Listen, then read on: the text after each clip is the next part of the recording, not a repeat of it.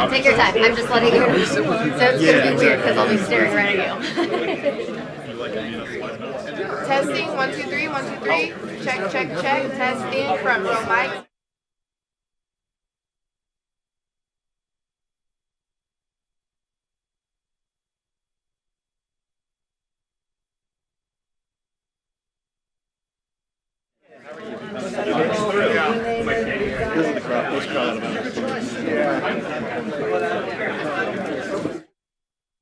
Questions examiner. They are here. They are. Yeah. Questions here.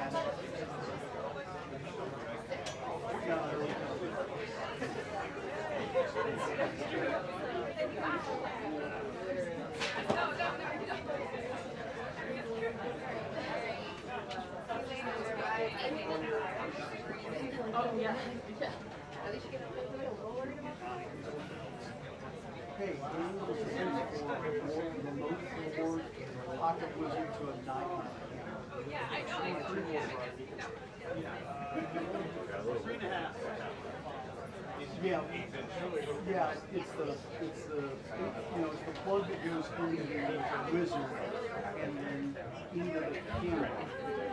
And it's got that little screw thing. Thank you, sir.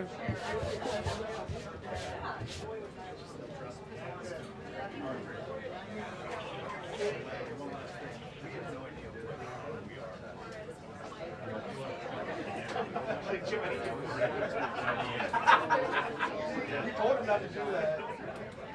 If we watch you on the camera.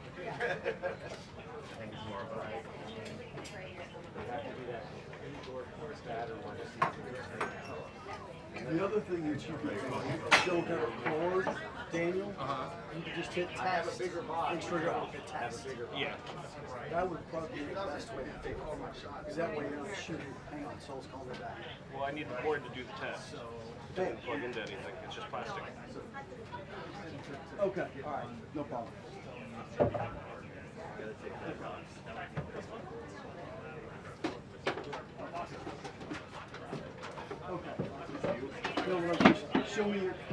Where's your camera? Right there on the ledge.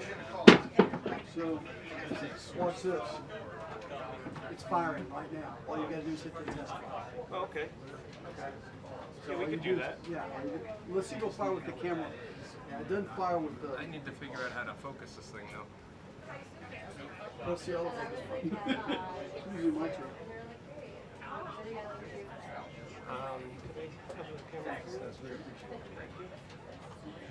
Oh no, because you can't. So all you do is press the test button. Okay. Right? You can look. Watch the back of the camera. Can you see the back of the camera now? Watch it now. Yeah, it's fine. It's working. I'm just trying to figure out because I gotta do all the settings backwards. Oh, sure, of course.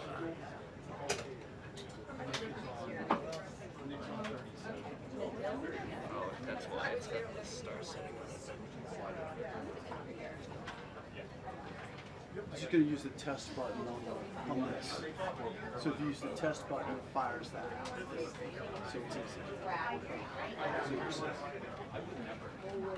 I think that's what I had. I know there was something last time that was wrong. Those are that. It wasn't working, so I think I had to fire. That's what it was. When we were doing Saudi, I was running and I was pressing the button to fire it because there was no port. We didn't have the port working. This will be a lot easier than the one. Abe, can you stand over there for a second at the podium? Yeah, apparently.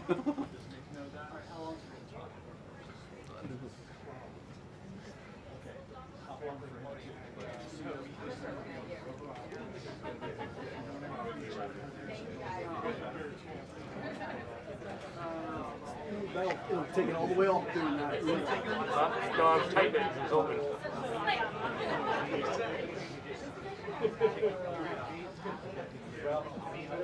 Try without it. We'll tell you why. Yeah. No. We're good. No, we're doing a good one. Got it? How do we move it up? So that post that you had, flip it all the way up. Remember. So go the way. This way? Yep. And then it'll just stay. No, then you got to bring it back down. Right, I mean, but then it will stay. Yeah. Okay, go to the podium.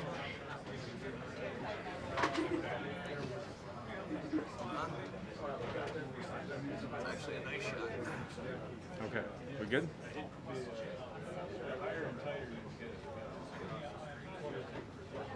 Well, what? Yeah. Can you? They shouldn't. No, that little guy's wide. You may need to come back. Is there somewhere where we can see that? I don't have any idea what one. Because this right now is the perfect shot. This is you? That micro camera? Oh. Whose camera is this? One The house? One of that was wrong. Just push it up just a little bit. There you go. Oh, like this you mean? Yeah, it's also better on the Magic Arm. Okay. The Magic Arm's more stable.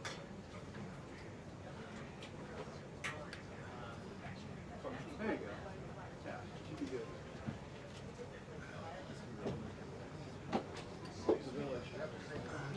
Does.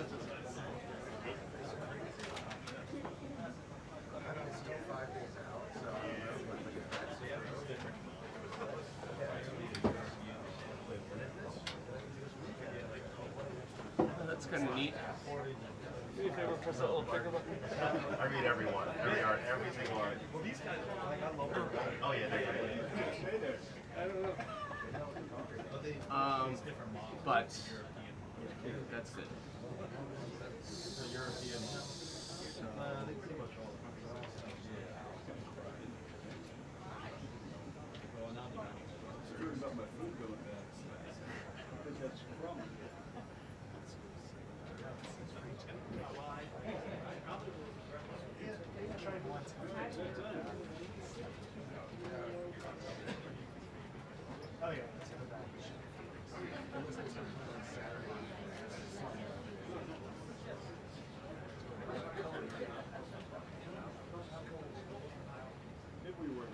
Abe, can you stand back over there? Thanks for your help. No, when I woke up in the morning knowing how to do this.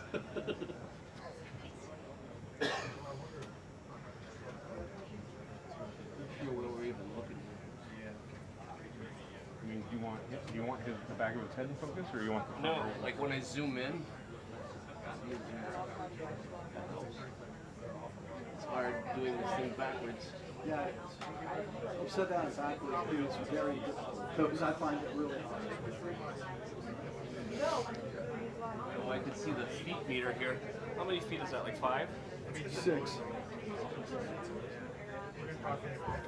Wingspan. Yeah, 6 feet. Yeah, that's it. It's at 5.7. Focus at 2.8. Now that's brave. Yeah, I want to be brave. I never. This doesn't really matter. I never do 2. Never. Never ever. Let's do a little bit. For that reason. It's pretty bright in here. Because he's going to lean forward when he talks, right? Well, he moves around. Yeah. You know, I mean, I'm not telling you. It's It's just going to be in the back of his head 6.3. anyway. Yeah. Everything will be pushed through. No. It's a 2.8 at 6.3 feet. Okay. Yeah. Do you want the back of his head in focus, or do you want the room in focus? Oh, that's also a good point. I was going to do the back of his head, but I think the back of his head ain't going to matter. That's why I would do like 4, 5, 5, 6, so that you have him and most of the room. I hate this lens because it's not as nice as all the primes that I use.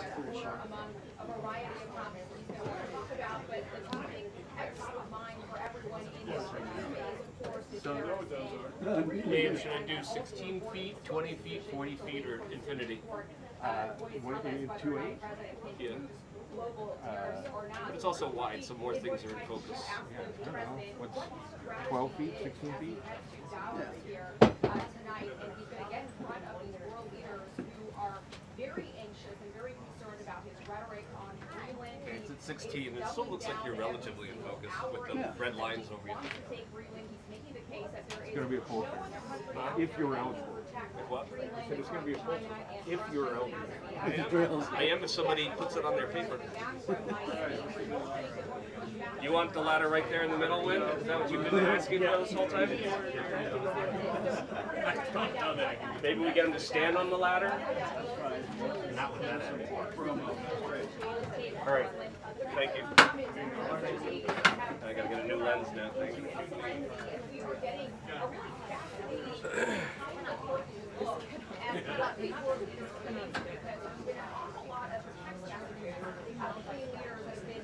Shared, not just by the president, but other leaders. One came in overnight from U.S. Secretary General Mark Rutte, who was, I am committed to finding a way forward on Greenland. Can't wait to see you. Another one from French President Emmanuel Macron wrote, I do not understand what you are doing on Greenland. Macron, by the way, invited Trump to dinner in Paris after Davos. At the same time, he's also calling on European leaders to use what they call the trade bazooka on the U.S., which blocks the U.S. from accessing some EU markets. Scott Bessent, the Treasury Secretary earlier today, is trying to put these European leaders at ease, warning them to sit back, take a deep breath, do not retaliate, wait for the president to show up there in Davos in person and have those one-on-one conversations. The president is also pushing back last night on this idea that she's doing all of this because of the Nobel Peace Prize snub. It comes down to the movie. The prime minister said that Trump is, quote, very preoccupied with the prize and not getting it. Trump last night said he does not care about the prize. He cares about saving lives. We're also expecting a lot of questions about his board of peace on Gaza, who's in, who's out. Some wondering if it's going to undermine the United Nations and the UN Charter. But again, affordability was supposed to be the main topic in his remarks in Davos. Tomorrow, making home ownership easier. We'll see if that has changed. We'll see if we can get any more details on those policy announcements.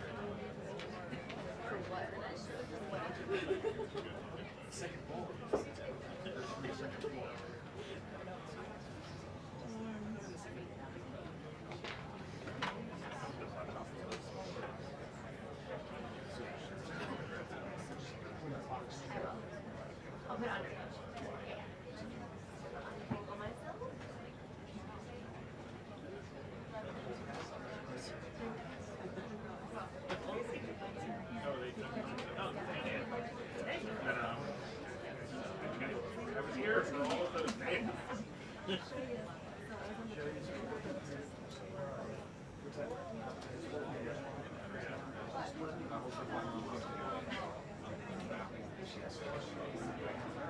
Understood. Probably prone.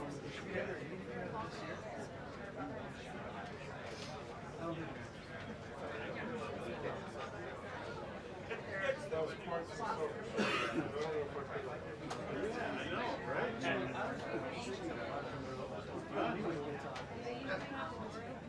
No, it's just because of all the traffic. Because of all the traffic coming in and out.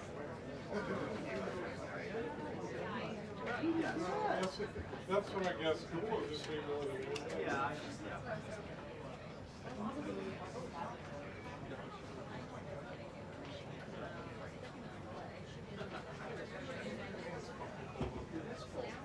Oh, it's not cold.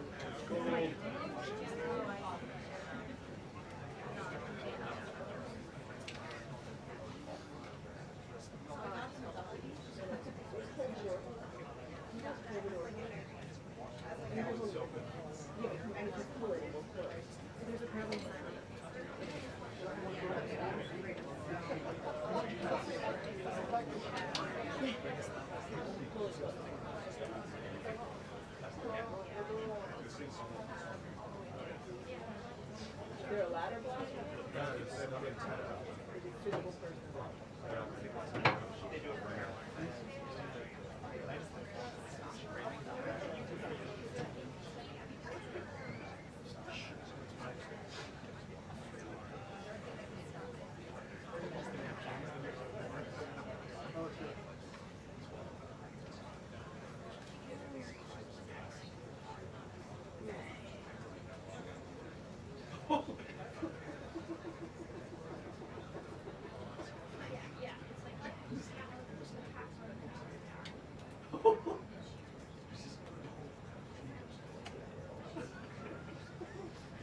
Pretty good poster.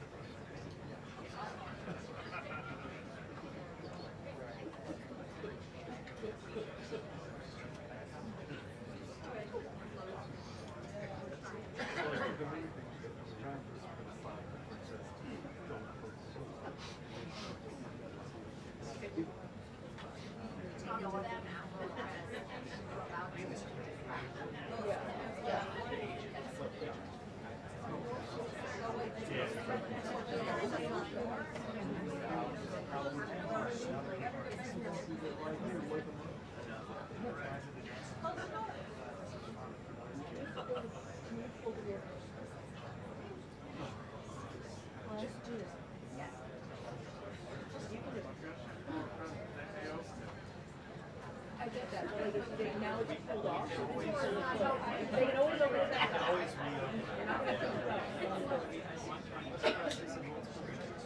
Thank you.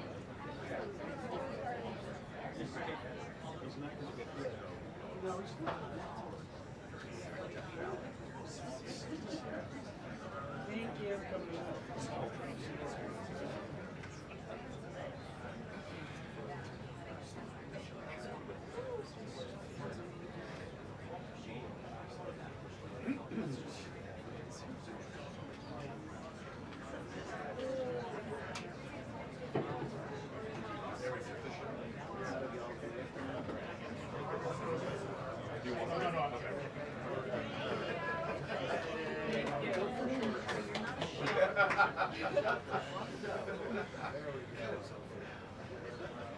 Easy now.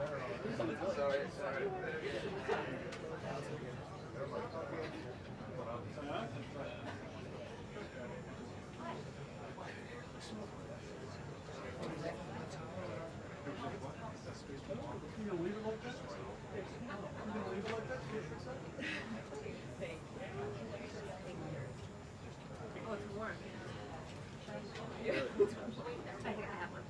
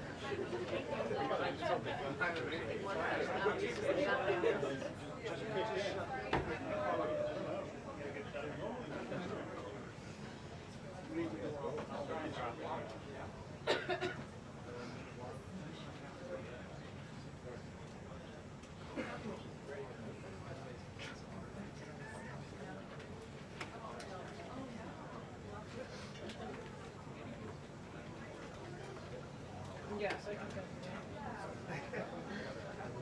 Yes.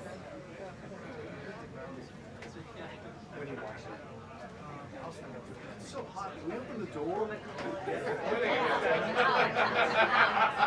I'm gonna roll this up like I do with my dog. Save. Not in here. It's the only place where we don't. Oh, so hot.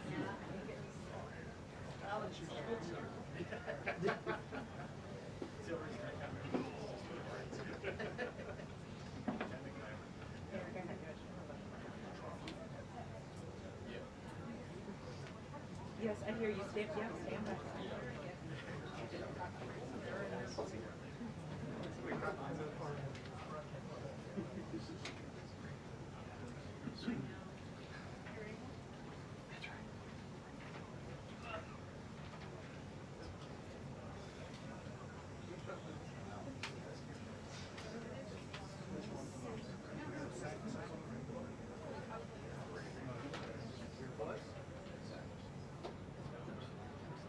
Thanks. Thanks.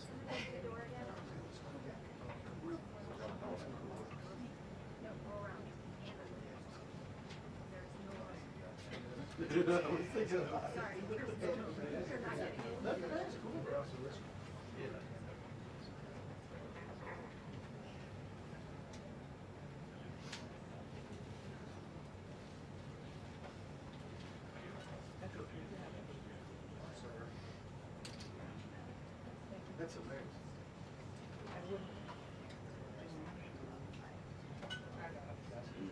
Yeah.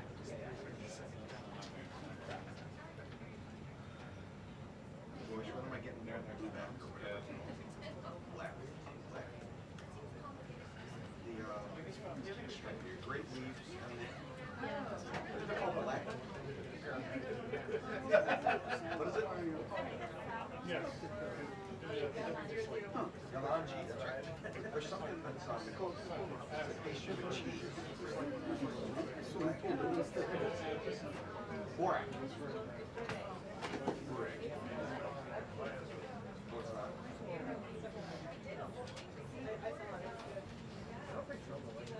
Right. Yeah.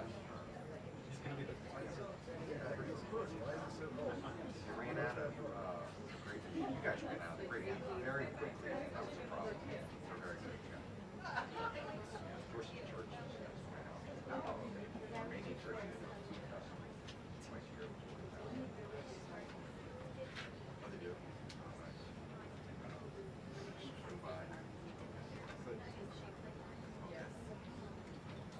They did.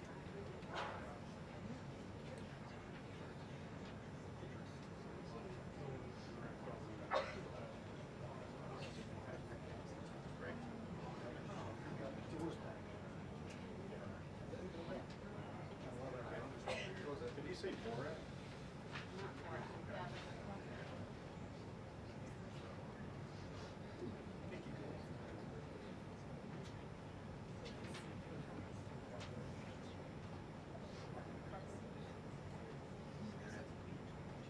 Oh yeah, I know what you're talking about. Yes. Yeah, very good.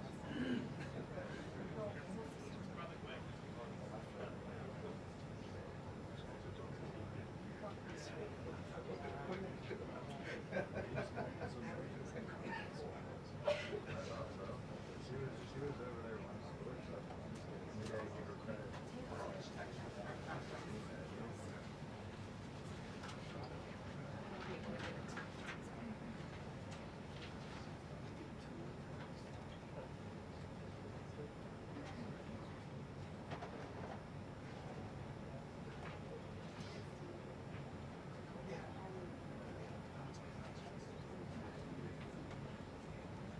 Here he is. Is that him?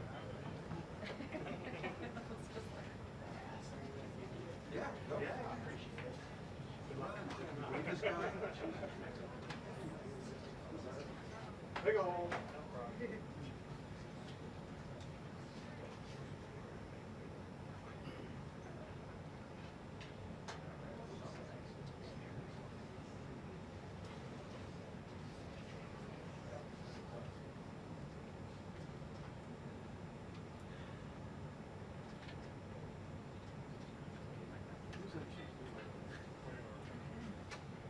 But it's not your normal tip. I expect nothing less.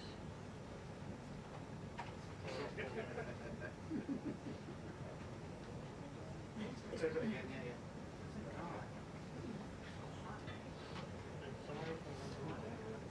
You're gonna get back. Yes. One pulling in for who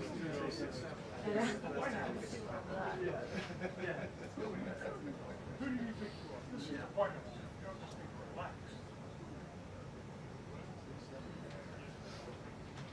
Close the door. Yeah, it's been, it's all these kids. The press briefing was really great. It's gonna feel like Cleveland.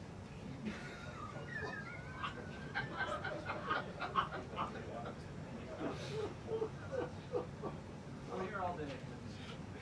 Try the deal. Try the deal.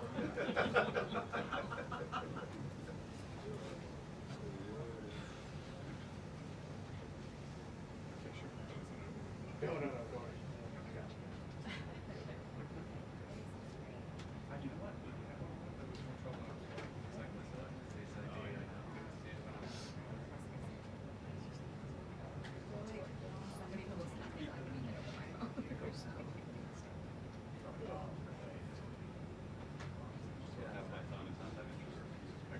See, the European people like the top of their head.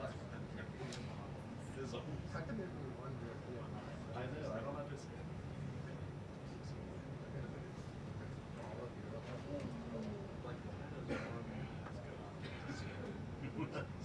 Subscribe.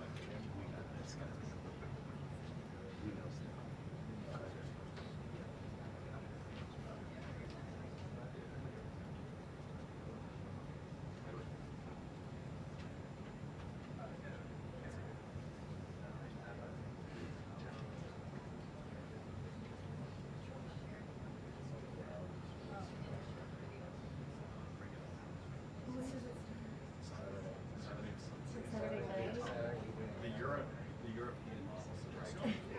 Sweet. I don't know how.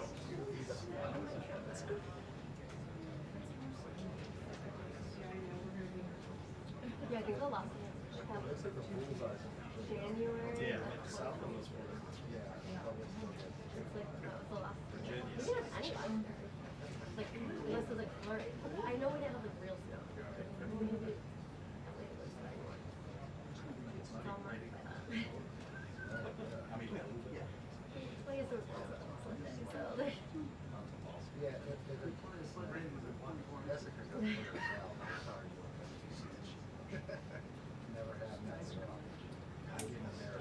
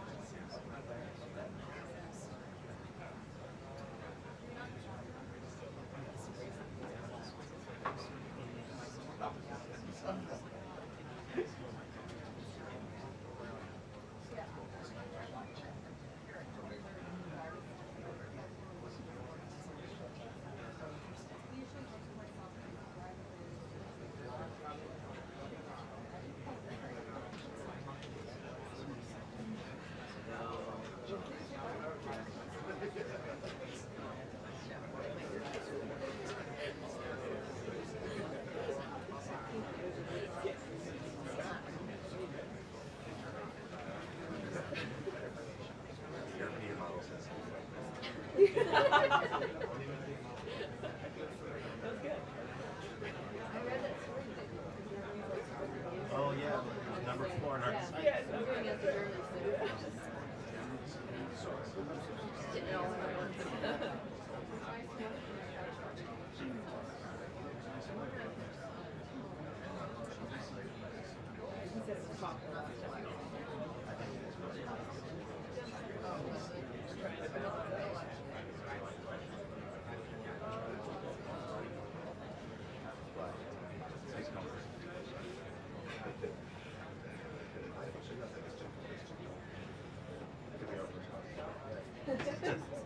we just did this. It's too cold.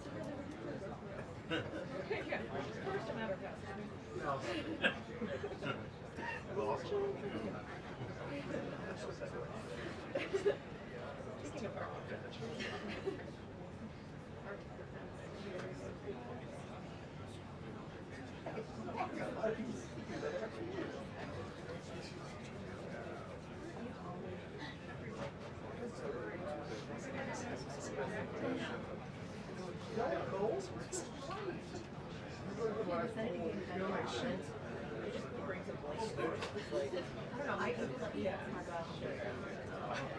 It really is coming up. You know, like up here, look at me, I got Yeah, well, so I was thinking the same thing, because mine's back on the back rack there. I was like, I had mine on it. Yeah, it's like a Yeah, I took my fur off. But yeah, mine's got big giant rivers down the river. Ridiculous. I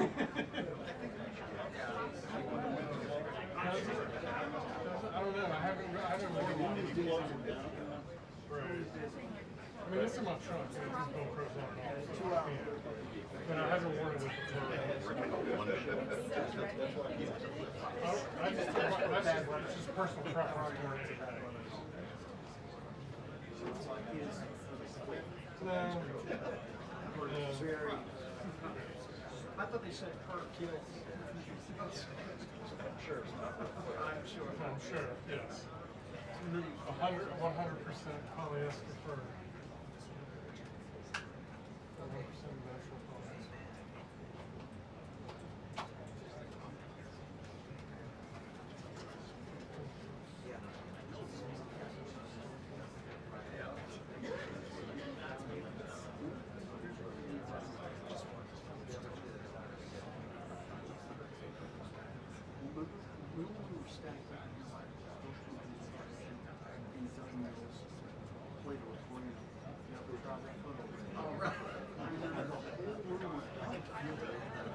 What? Musk? That was good, yeah. Oh, it was good. He's from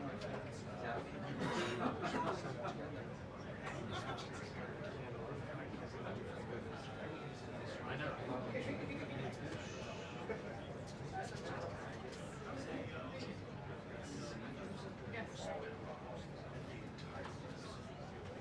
All down.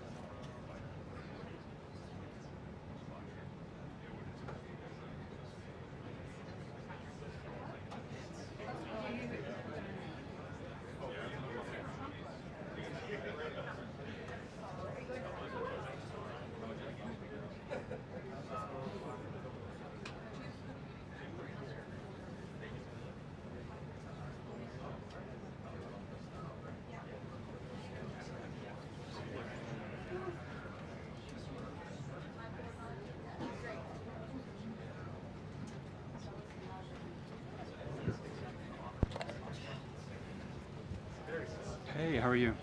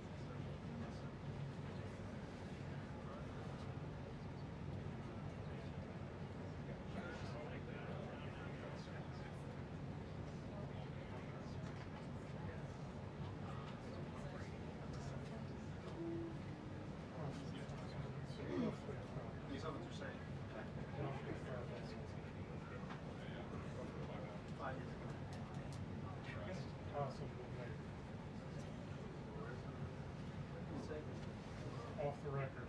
Off the record. Keep it careful.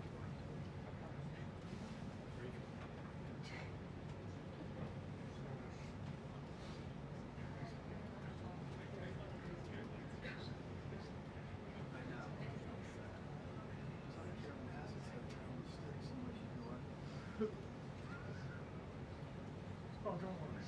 Trusty pool cameras out there.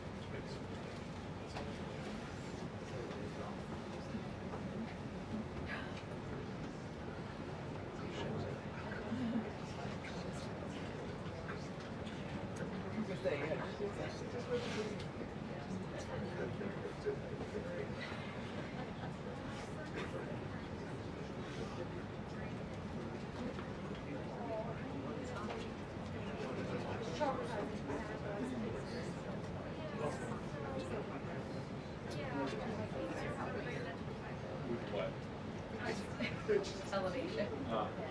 Yeah.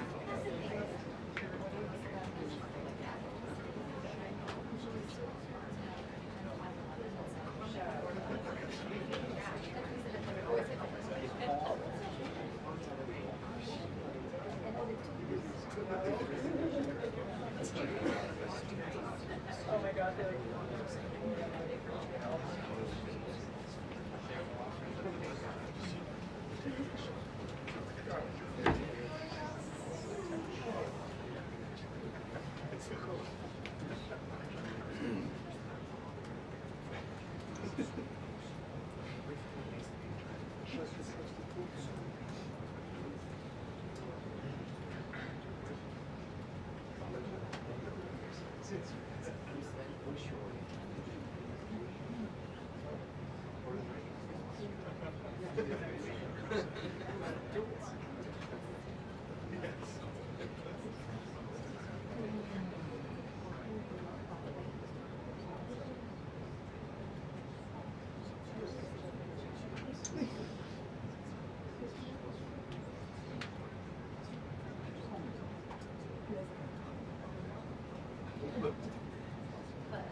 Might as well.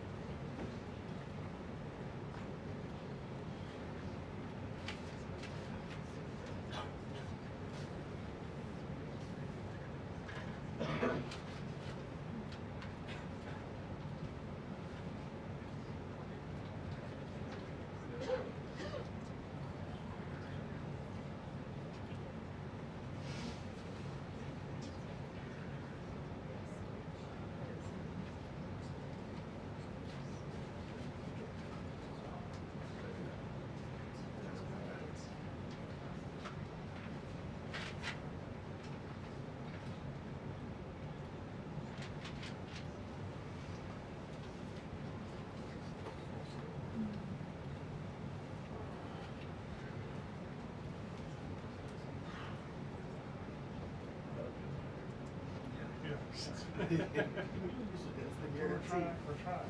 Thank Doing you. everything. Take them over the team. Doing everything we can. Okay, you got time to go. This is the perfect time to go. Talking to it's hard to find.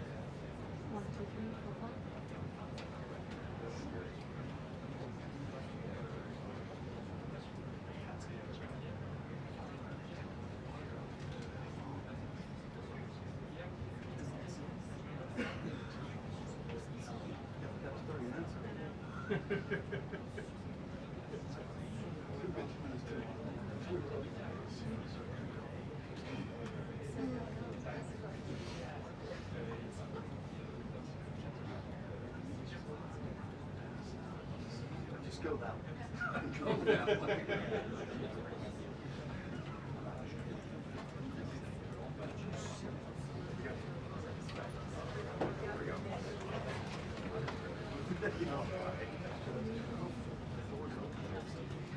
I'll just say, don't do that.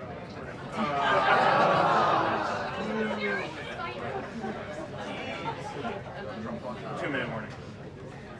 Yep. 2 minute warning. 2 minutes. The official 2 minute warning? Yeah, they just sent it to the full team. That too.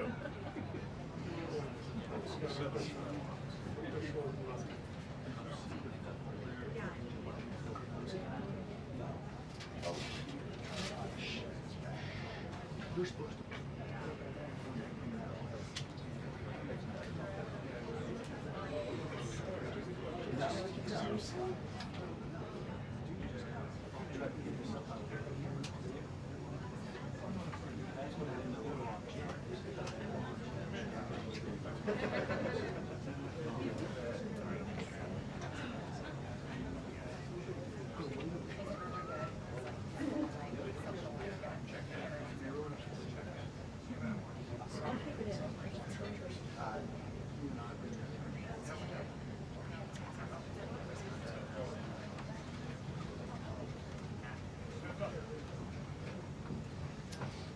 Wow, that's a big crowd. It's a lot of people. I think it's like a record. So these are accomplishments. We have a lot of accomplishments. And as you know, this is the anniversary, first anniversary, January 20th. And it's been an amazing period of time. We have a book that I'm not going to read to you, but these are the accomplishments of what we've produced. All page after page after page, individual things. I could stand here and read it for a week and we wouldn't be finished. But we've done more than any other administration has done by far in terms of military, in terms of ending wars, in terms of completing wars. Nobody's really seen very much like it.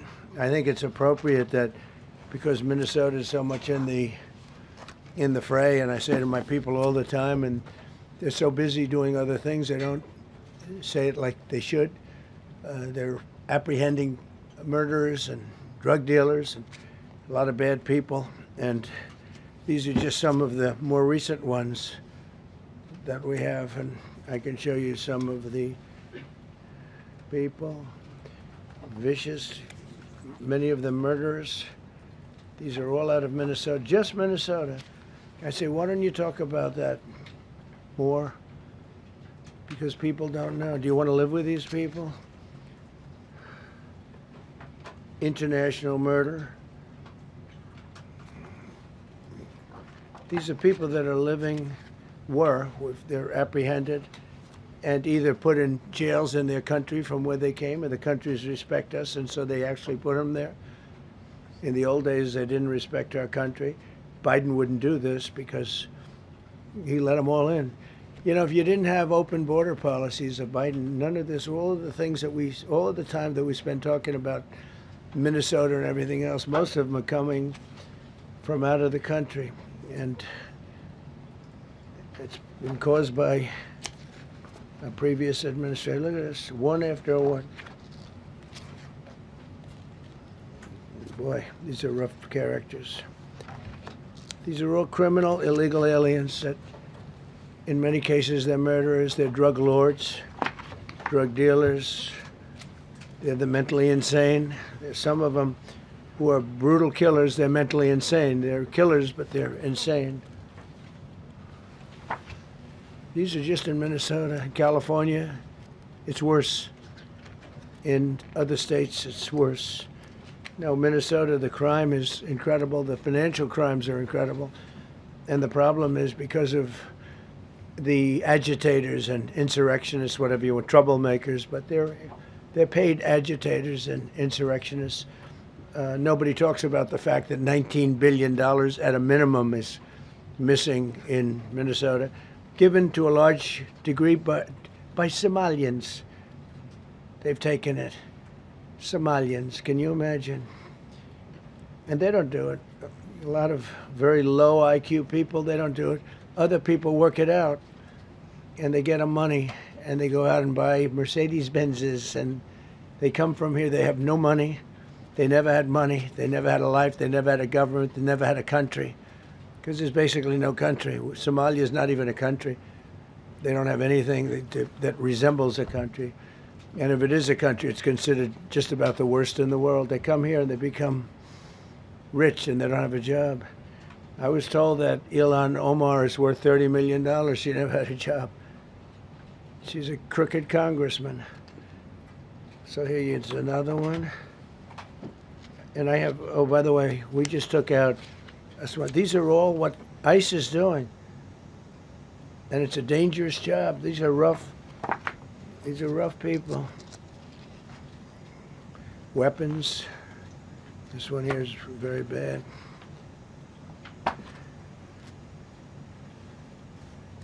I'm going through this because I think we have plenty of time. I'm going to beautiful place in Switzerland where we'll be, I'm sure I'm very happily awaited for. In Switzerland, they don't know about this. They don't have this problem. They have other problems, but they don't have this problem. Look, killed somebody. Look, and these are rough people. These are not, this was all allowed into our country through open borders. These dumbest policies, you know, men and women's sports is dumb. But to me, having an open border for the world to come in, drug dealers and prisoners. Venezuela, as an example, opened their prisons into the United States. That's why, one of the reasons I felt so strongly against Venezuela. Now, I'm loving Venezuela. They've been working with us so well. It's been so nice. And an unbelievably nice woman also did a very incredible thing, as you know, a few days ago. We're talking to her, and maybe we can get her involved in some way. I'd love to be able to do that. Maria, maybe we can do that. But we're dealing with the people and the president and all of the people in Venezuela, and we've been doing great. The oil companies are getting ready to make massive investments there. They have more oil than even Saudi Arabia. There you go. These are real. These are rough. This is all Minnesota, every one of them. This is one state out of many. And these people are, let's see, yeah, these are all, so far, people that came from outside of the country. They were allowed in by Sleepy Joe Biden, Crooked Joe Biden, whichever you like. You can call him whatever you like. They're both right. He's sleepy and he's crooked. He was the worst president we've ever had. And we've had some bad ones, too. I can tell you, all you have to do is look at trade. You're not getting bored with this, right? I hope you don't. But these are people that you have to see. Strong-arm rape, aggravated assault with a weapon, and many other crimes.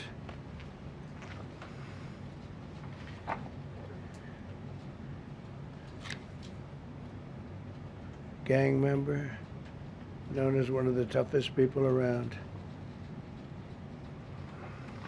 These are tough people. So this is what the people are trying to protect, because all ICE wants to do is get them out of our country, bring them to prisons and jails and mental institutions from where they came. That's all they want to do. They're patriots, and they have to be abused by guys like Don Lemon, who's a loser, lightweight. I saw him the way he walked in that church. It was terrible. I have such respect for that pastor. He was so calm. He was so nice. He was just accosted. What they did in that church was horrible yesterday. Look at it here. 24 convictions. 24 times convicted. They're not charges. These are convictions. So he comes from outside the country. Do you think he's going to be good here? He's convicted 24 times. He's going to be good here, right? It doesn't work that way. He's a man murderer. One of many. One of many. All they want to do is get him out. They want to take him out of our country. And we're met with paid agitators and insurrectionists, troublemakers. They're paid. You know, when the woman was shot, and I felt terribly about that. And I understand both sides of it. But when she was shot, there was another woman that was screaming shame. Shame, shame, shame, right? You saw it. So loud. It was like a professional opera singer. She was so loud and so professional. She wasn't a woman that was hurt, like, oh, my heart's injured. She was a professional. She's shame, shame. She's screaming, shame, shame. I said, that's not a normal person. That's a professional. These are professional agitators and professional people that want to see our country do badly. But that's not happening because we have the hottest country anywhere in the world, despite this stuff. Look at this. All top of the line criminals. They're not going to be good. They're not going to be well behaved here. I could do thousands. We had over 3,000 in the last fairly short while. Just in Minnesota. What's the number, Carol? 10,000. 10,000 criminals arrested in Minnesota alone. 10,000 criminals. And these are serious criminals. Now, how can a place with 10,000 criminals, how can you have a state? And yet they're fighting us. Yeah, I like that guy. He keeps nodding to me. You agree with me, I guess. I like him. I don't know who he is, but I like him. He keeps nodding. He says, you're right. He's obviously a little on the right side, maybe. Look. These are rough ones. So this, we just took this off a stack. We have many stacks like this. Like, I could go 30 times what I'm showing you now.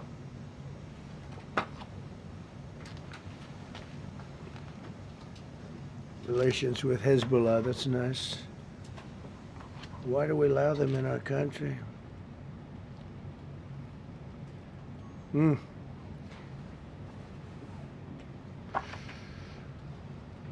just looking at these charges. It's just pretty incredible. Many murderers, many murderers. People that murdered.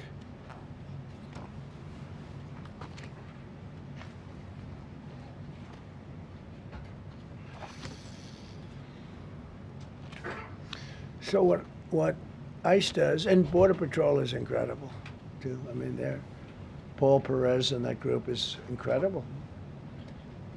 Mostly Hispanic, by the way. They're like 60% Hispanic. You know, they talk about Hispanic. They're mostly Hispanic, right? And they're unbelievable people. And then they say, oh, we discriminate against. I love Hispanic.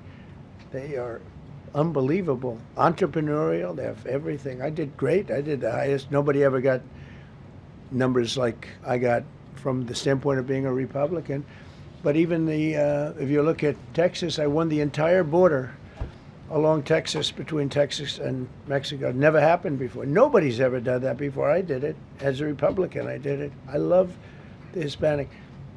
And they accuse us of all sorts of things. 60% of the people we're talking about, they're the best people we have, and they're Hispanic. The Border Patrol is largely Hispanic. ICE is largely Hispanic. They're unbelievable people. I don't know how they can take the abuse. They're taking rough people like this, like all of them. We have 10,000 at least. I could have done 10,000 of them. You're lucky I only did like 100. And this isn't even the worst of the group. They have murderers. They have some people we can't use their picture for legal reasons, but they're up for murder in their own country. And we jeopardize their case.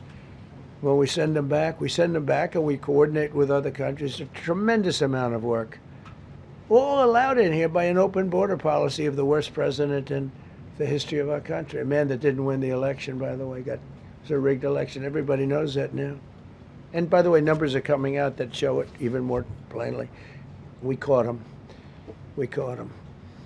So I just want you to know that it's a terrible thing. Here's the book on accomplishments. And this is something, ooh, I'm glad my finger wasn't in that sucker. That could have done some damage, but you know what? I wouldn't have shown the pain. I would have gone back. Boy, did you hear that? That was nasty. But I would not have shown the pain. I would have acted like nothing happened as my finger fell off. That was a nasty, I think somebody did that. I think it was him. It was my man. How were you? You didn't do it. I know you did. I know you didn't. So, but here's the book. These are all things we have. I'm going to read a few of the samples, but look at this. These are all, each line is something that we did. Nobody did that before. And it's big stuff, too. Look, we have the hottest country in the world. So, I will read you a few. We ended Biden's stagflation. We were in stagflation. That's a disaster. That's far worse than inflation. As you know, he had the biggest inflation in the history of our country. They say 48 years. Pick your choice. But they had the biggest inflation in the history of our country. We have it right down to a normal number now. We're going to get it even a little bit lower. Created super high. What we've done with growth is incredible. We created super high economic growth, and America is booming. It's booming. There are thousands of businesses right now that are being built. Many of the biggest factories in the world are being built right in our country. They're not going to other countries. They're leaving other countries. Fourth quarter GDP is on track to pass perhaps much more than 5% growth, and that's despite the fact that we had a Democrat shutdown. They shut down our country. And we had 5%. Nobody in this room has ever heard about 5%. I think it could be 20% if we do it right. If we don't, every time we have good numbers, they raise interest rates. You shouldn't do it. In the old days, if you had good numbers, they'd lower interest rates, or they wouldn't do anything. Here, they try and kill it. They always try and kill success. Over the last 20, 25 years, that's the way. In the old days, if you had good numbers, the market would go through the roof. Today, if you have good numbers, the market goes down. But by the way, we've had the best stock market in history, the best 401ks in history, and we inherited a mess. The numbers that we inherited were way up, and now we brought them, almost all of them, way down. We brought them way down. I mean, I'm not getting, maybe I have the bad public relations people, but we're not getting it across. We inherited high numbers, and we brought them way down. And look at gasoline. They have places in the country now, $1.99 a gallon. $1.99, $2.30, $2.50. I guess the average now they're saying is $2.31. I mean, he was at $4.50 and $5 for periods of time.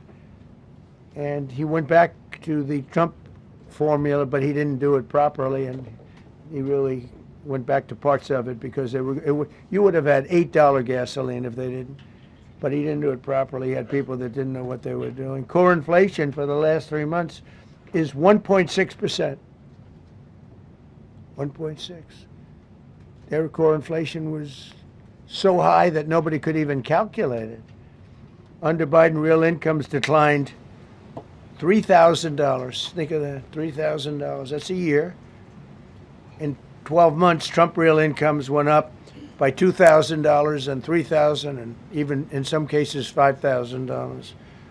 It's a tremendous difference. Stock market has set 52 all-time record highs during the course of the 11 months, because this was done on 11 months. Now we are actually officially 12 months as of today.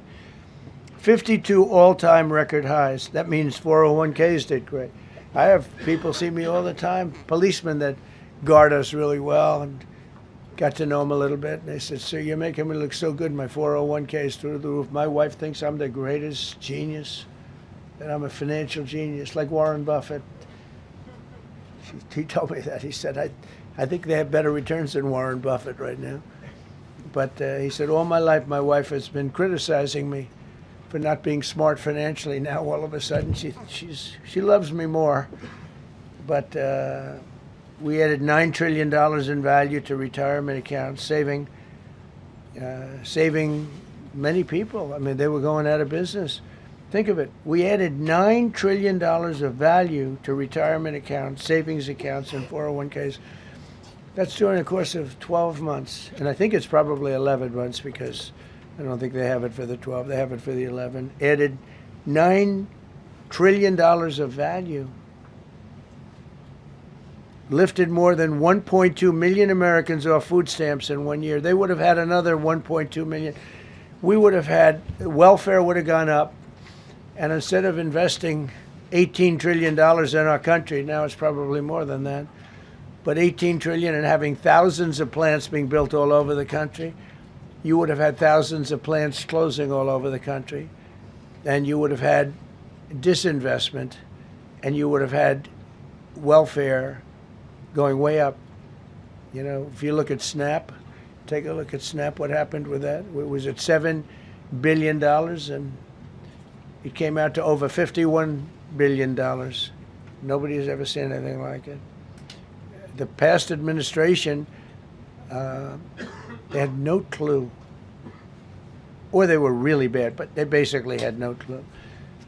But they did have a concept. I mean, they're still trying to sell the idea of men playing in women's sports. You saw that in the Supreme Court. I mean, some of those justices were fighting for them, too. They were fighting for them. But you saw that just the other day in the Supreme Court. Men playing in women's sports doesn't work. Secured a record-breaking $18 trillion in commitments for new investments. Apple, NVIDIA, SoftBank, Oracle, TSMC, Johnson & Johnson, Eli Lilly and Company, Micron, AstraZeneca, General Motors, Hyundai, Ford, Honda, GE Aerospace, many, many others. I left a Ford plant a week ago in Michigan that they were going to close 2 years ago, and now they just announced that they're going 24 hours around the clock making cars. Tariffs did it. I don't know what the Supreme Court's going to do. I think to me it reads so plainly. Couldn't be plainer. You're allowed to do a license. Tariff is probably less severe than what a license could be. But think of it. You're allowed to do a license, and then they have a clause at the end, something to the effect, or what is necessary, something to that effect. And what is necessary with tariffs. I don't know where there's a case even there, but we've taken in hundreds of billions of dollars, and if we lose that case, it's possible we're going to have to do the best we can in paying it back. I don't know how that's going to be done very easily without hurting a lot of people. But we're waiting for that case anxiously, and we have tremendous national security because of tariffs and tremendous income. You know, we have, and by the way, no inflation. So everyone said, oh, tariffs will cause inflation. We have no inflation. We have very little inflation. Biden had inflation, and he didn't do tariffs. We had a huge problem. We have a 62% reduction in our trade deficit. So if you had a 1% reduction, a normal president, would have a 1%, 2% reduction. Everybody would be high-fiving. Had a 62% reduction. Next year we won't have a trade deficit. We secured most favored nations agreements to slash drug prices by as much. And to me, I think this might be the biggest thing of all. We get zero talk about it. The New York Times had a story way in the back of the paper, a little story about it. I think it's the biggest thing there is when you talk about healthcare.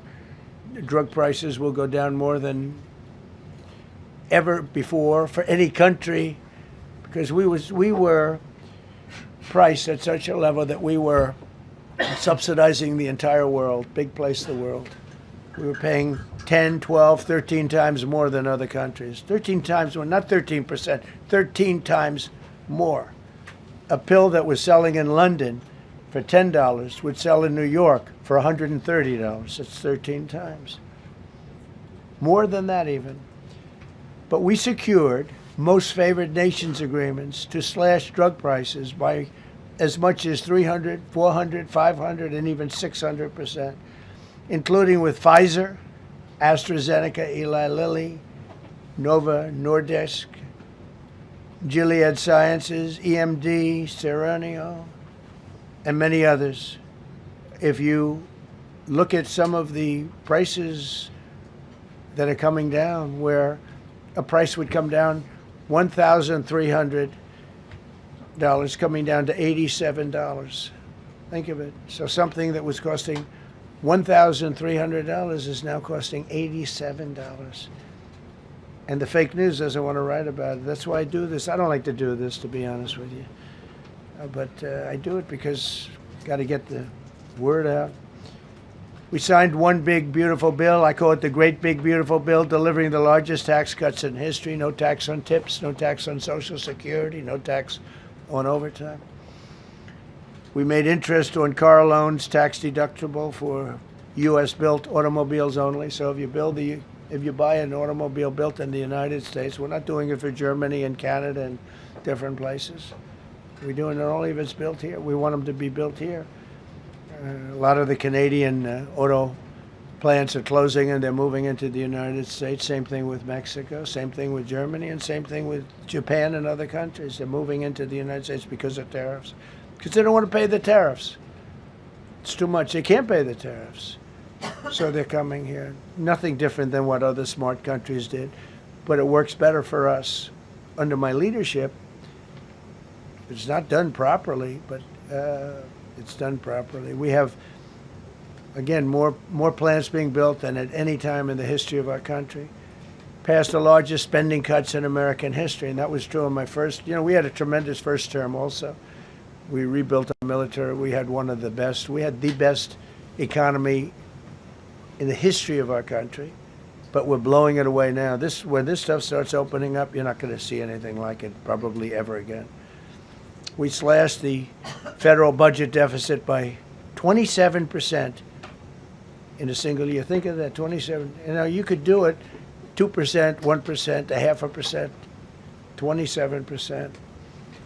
And that's with all of the things we have to do, all of the people we have to put on the payroll to get rid of people that are murderers.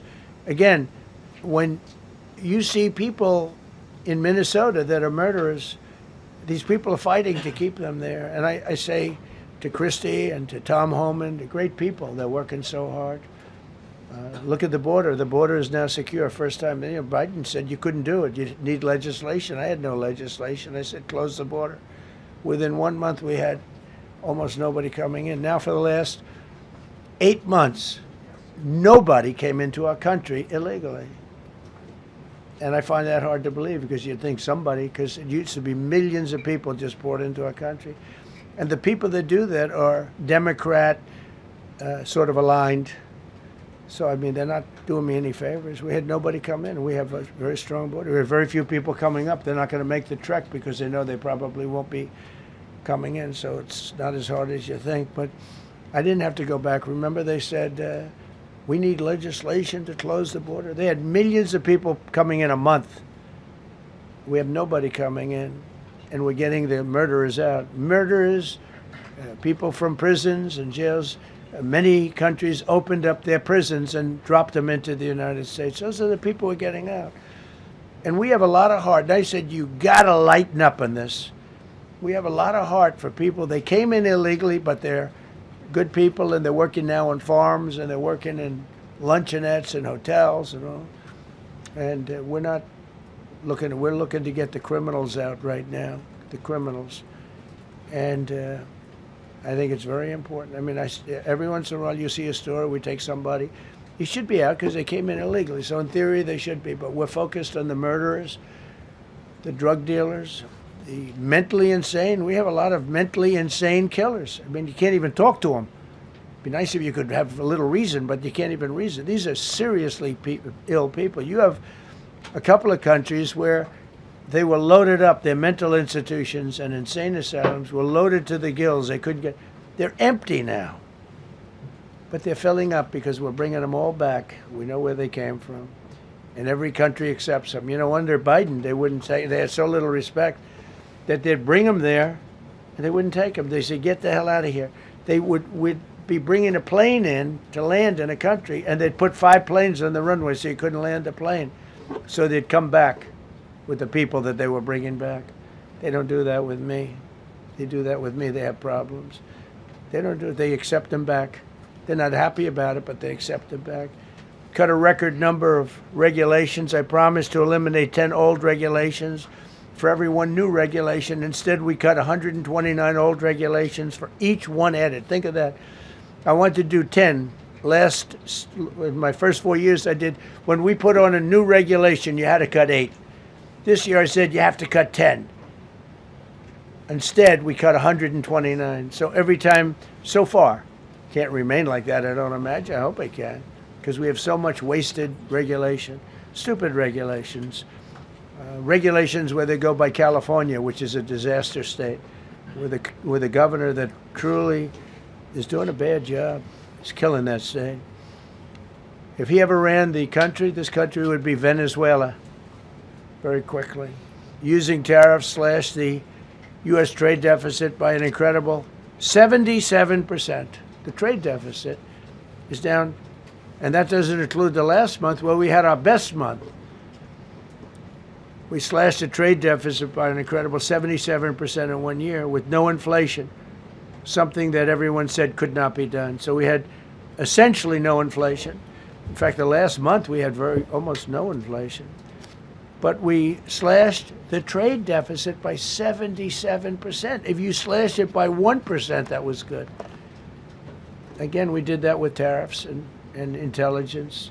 We did that with November 5th, great election. We secured historic trade deals to reduce barriers on U.S. exports with countries covering 40% of all U.S. trade. Think of that. American exports are up by more than $150 billion this year. People said, oh, we're not an exporting. All we do is buy. If you keep buying, you're not going to have a country for very long. So we increased exports by more than $150 billion. Investment in American factories is up 41%. That's a record. Nobody goes 41% up. You go 2% up, 1% up. You go down by 3%. If Kamala got elected, the 41% up would be 41% down. We removed over 270,000 bureaucrats from the federal payroll. That's another thing. So we have, we announce our unemployment numbers, call it unemployment or employment. And they were very good, but we could make them great. But we've slashed tremendous numbers of people off the federal payroll. Because ultimately, if you're on the federal payroll, I mean, we have jobs where they had 10 people for every job. So we cut. Now, if you want to see some good numbers, I'll hire 1 million people. We cut millions of people off the federal payroll. I don't like doing that, but the good news, I don't feel badly because they're getting private sector jobs and they're getting sometimes twice as much money, 3 times as much money. They're getting factory jobs. They're getting much better jobs and much higher pay. But all I have to do is say, like, what the Democrats do all the time. They hire 1 million people, and then they hire another million, They load it up and it says, oh, they only have a 3% unemployment rate. It's a fake rate. So with us, we're proud of the fact that we cut so many because, again, I don't want to cut people. But when you cut them and they go out and get a better job, I like to cut them.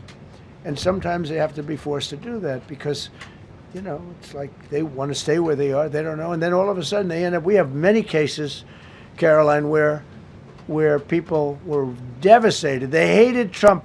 I got caught from my very boring federal job where they had, again, sometimes 10 people to do one job. And they were very upset. And now they ended up with a job where they get paid 3 times more money. They're ending up buying houses. It's like crazy. So they went from not liking me to liking me a lot because it's hard to get. We need people. We need people. It's one of the reasons. I mean, I want to, when you have good people in the farm or good people in hotels and everything else, we want to work with them as much as we can. Under Biden, 1 out of 4 jobs added was a government job. Think of that. So 25% of the jobs added. That's when you know that, that's 25% of the jobs aren't real jobs. But again, I could do that. I could add 2 million jobs right now. Would have an unemployed. I could say just hire some more people. I do the opposite. I say get rid of everybody that's unnecessary because that's the way you make America great again. When you have, you know, all these jobs where people are sitting around doing nothing and they get a lot of money by the government, it's no good. But that's what the Democrats do. They show, oh, we were at 4% unemployment. That's a good number. But they just add jobs, or they wouldn't cut. They would never cut jobs. Under Trump, 100% of all new jobs created have been in the private sector. Think of that. Not 1% has gone to federal. So under Biden, 1 out of 4 was a government job. Under Trump, 100% of the new jobs created, 100% came from the private sector. That's how you make your country wealthy and strong and good. We inherited the worst border in history and turned it into the strongest border in history. Illegal crossings have plummeted to the lowest level ever recorded, down 99.999%. That means down 100%. 99.99. Now, I want to find out who that one person is. For 8 months in a row, 0, and these are government numbers, these are not my numbers. For 8 months in a row, 0 illegal aliens were admitted to our country. 0. Nobody came in, unless they came in legally. We have a big process for having people come in legally, by the way. A lot of people are coming in legally. They have to prove they love our country. They have to prove that they're not going to need welfare. A lot of things they have to prove. For the first time in 50 years, we are now seeing reverse migration, where because we're getting all of these illegal people out. People that came in illegally, in many cases they're criminals, in many, many cases. Remember when they used to say that the people that come into our country as immigrants are very nice people, they're wonderful people, they don't commit crime. No, they make our criminals look like babies. They make our Hell's Angels look like the sweetest people on earth. The Hell's Angels are now considered a nice, high-quality person. I like the Hell's Angels. They voted for me. They protected me, actually, believe it or not. But they make our criminals look like babies. These are some of the most vicious people anywhere in the world. They came from the Congo. The prisons, I know the Congo because I ended the war with the Congo and Rwanda. Tough group, very tough group. They came from prisons in the Congo. Some of the toughest, meanest people you'll ever meet. Thank you very much. They allowed them to come into America. These are tough people. Before my election, 100% of net job creation was going to foreign migrants. Since my inauguration, 100% of the net jobs created have gone to American-born citizens. That's a big thing. In other words, we're now taking care of our people. 100% of net jobs created have gone to the American-born people. Before that, we didn't care.